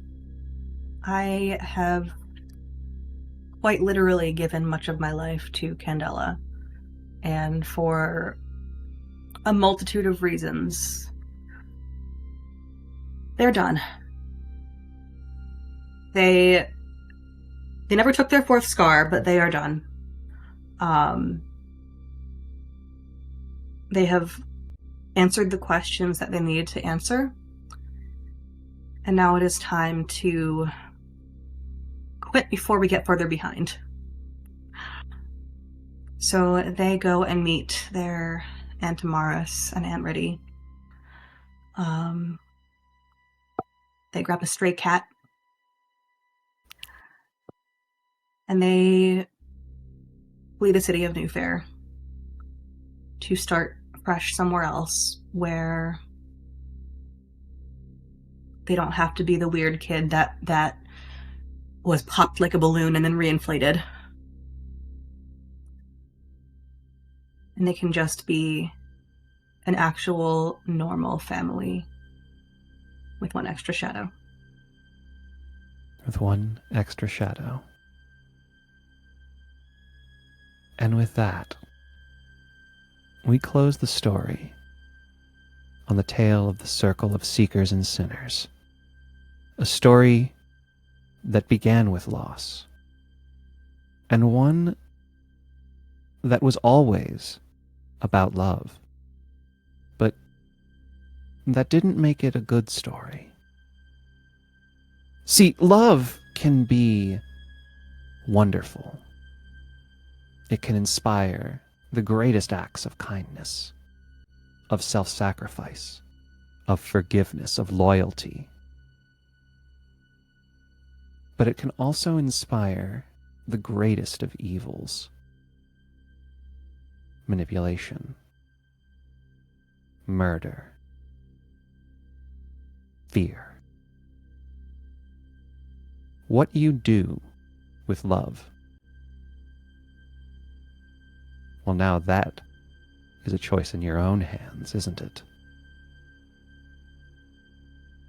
Thank you so much for joining us on this story, this adventure, this gothic horror nightmare. I have been and continue to be Dan Pixel, your light keeper, and I am dying a little bit inside because I didn't know what y'all were gonna do with that, and none of you did the thing I expected. So that's where I'm at. Little tension break there. With that, we're gonna do one more round of outros, introductions. People, tell everyone here where they can find you, and what other projects you've had done, and remind us who you portrayed in this wonderful experience. We will start in reverse order this time. Ange. Hello, everybody. My name is Angie Gon, they, them pronouns. Agonthetic on the internet. You can find me anywhere on the internet with the moniker Agonthetic. You can find me Sunday nights over on Tales Archived with Known Realm Celeste, our ongoing D&D campaign. You can also check out Dicescape for the Last Arcanist Daggerheart campaign. And you can check me out here on Twitch. I do art streams now. So every so often I will go. I don't have really a tight set schedule, but I'm trying to work that out. And yeah, you can just watch me do art. And I have had the absolute pleasure and honor of playing Cyril Craven, he, they pronouns, who I will dub with the moniker of the Rat King moving forward. Incredible. Merry Christmas! Merry fucking Christmas. John. Hi everyone, I am John Johnson. I use they, any pronouns. You can find me online at John at Blue Sky. You can also find me on Dungeons and Drama Nerds for at least one or two more things upcoming. A couple projects that are still to be released, and I float around. I guessed. If you like the performance, invite me. I'll guest. Because we were supposed to pitch, right? I have had the sincerest joy playing Althea Al Overton, who is over so much, but never really. Yeah, thank you for having me. Popcorn. Wonderful. Popcorn. Jen. Hi guys, I have been Jen. My pronouns have been they, she. I can be found on the internet at Jenburb, JIENBIRB. If you can't find me on a platform, that probably means I'm not there. Which also probably means it's not a cool enough platform for me to be on. I can be found on the internet just fucking around wearing a bunch of hats in different places. If you want me to play a little weirdo, talk to me. If you want me to run tech for your little weirdos, come talk to me. I just do weird shit online, and I make dick jokes and send cat photos. I have had the very traumatizing pleasure of playing our lovely little fucking weirdo, Zephyr Green, my non-binary little fucking occultist that, you know, look, sometimes you just gotta have an extra shadow, I guess. And of course their entourage, get it? Entourage. Laugh! Knife emoji. Of many gay aunts. Yeah, that's me. I was a little fucking weirdo. Moving on to the new friend, Kai, who's dead now. Yeah. Hello, everyone. I'm Kai. I use he, they, she pronouns. You can find me everywhere as Estelle Van Ladris. I am a wearer of 1,000 hats, but you can find me both over on my channel here on Twitch, where I do both a weekly stream called Seems Right, where I talk about costuming, storytelling, and everything about TTRPGs in between. Or I'm playing games and having a good time. But also, I am a regular haunter of many wonderful places, including Wounded Warrior Project, where I've been on the 4th Age for the later half of the series. It's been a delight. I will haunt them as long as they will keep me. I am a part of the cast of the Doomsayers over on Taino Tales. We're about to do a holiday special next week. You can come check it out. It's for charity. It's going to be a really good time, where I play Merrick, also known as Patroclus. He's a great time. He's having a laugh in the 80s. And then, of course, I am also regularly over on Happy Jack's RPG, and my usual home over on Transplanar RPG, where I'm a core cast member of the Chaos Protocol. We are in our 4th arc currently as of the recording of this show, but of course there are many more arcs to come where I play Mr. Zan in Esh, where I play a very different, very gay, tragic person, actually. How's that different? My brand. Hey, shut up! One's a Gay cowboy, and tragic. one's a fop. And yeah, I have a series coming up over on Vault Companions, where we're revisiting Fallout and the world of Fallout in Angels and Atoms. So I am everywhere all of the time, and I'm also a game designer, game consultant. You can find my work probably on your game shelves at this point. And yeah, you can find me back here on Bad House RPG whenever they let me in through the cat door. And with that, Dan, please tell us who you are. Yeah. Hi again, everybody. I am Dan Pixel. I will continue to be Dan Pixel, PYXEL, they and them. You can find me on the internet everywhere under that name. As far as other projects go, I'm actually happy to finally announce this, because it has been announced. You can find me on the 4th season of Queer RPG in the Moonlight on Roseville Beach story, which I am extremely excited for. It has been pre-recorded and will be released this year. In which I will be playing the witch Alix Cho, and I am deeply in love with that cast, with that story, and I cannot wait for the rest of y'all to experience that. Otherwise, you can find me sometimes I stream, and I will likely be doing more again soon, as I have upgraded my computer. I have new graphics card and memory, and so my computer works again, so new games. Also, there are other projects that I am doing that I still can't talk about, unfortunately. However, ... when those come out, you can always catch me posting about them, screaming about them. And hopefully, if you liked this story, you can go over to Bad House's YouTube. Several of the episodes are up. More will be coming. If you ever want to go back and relive some parts of this story, maybe see the breadcrumbs that are laid along the way and watch them, weave their own demises for themselves.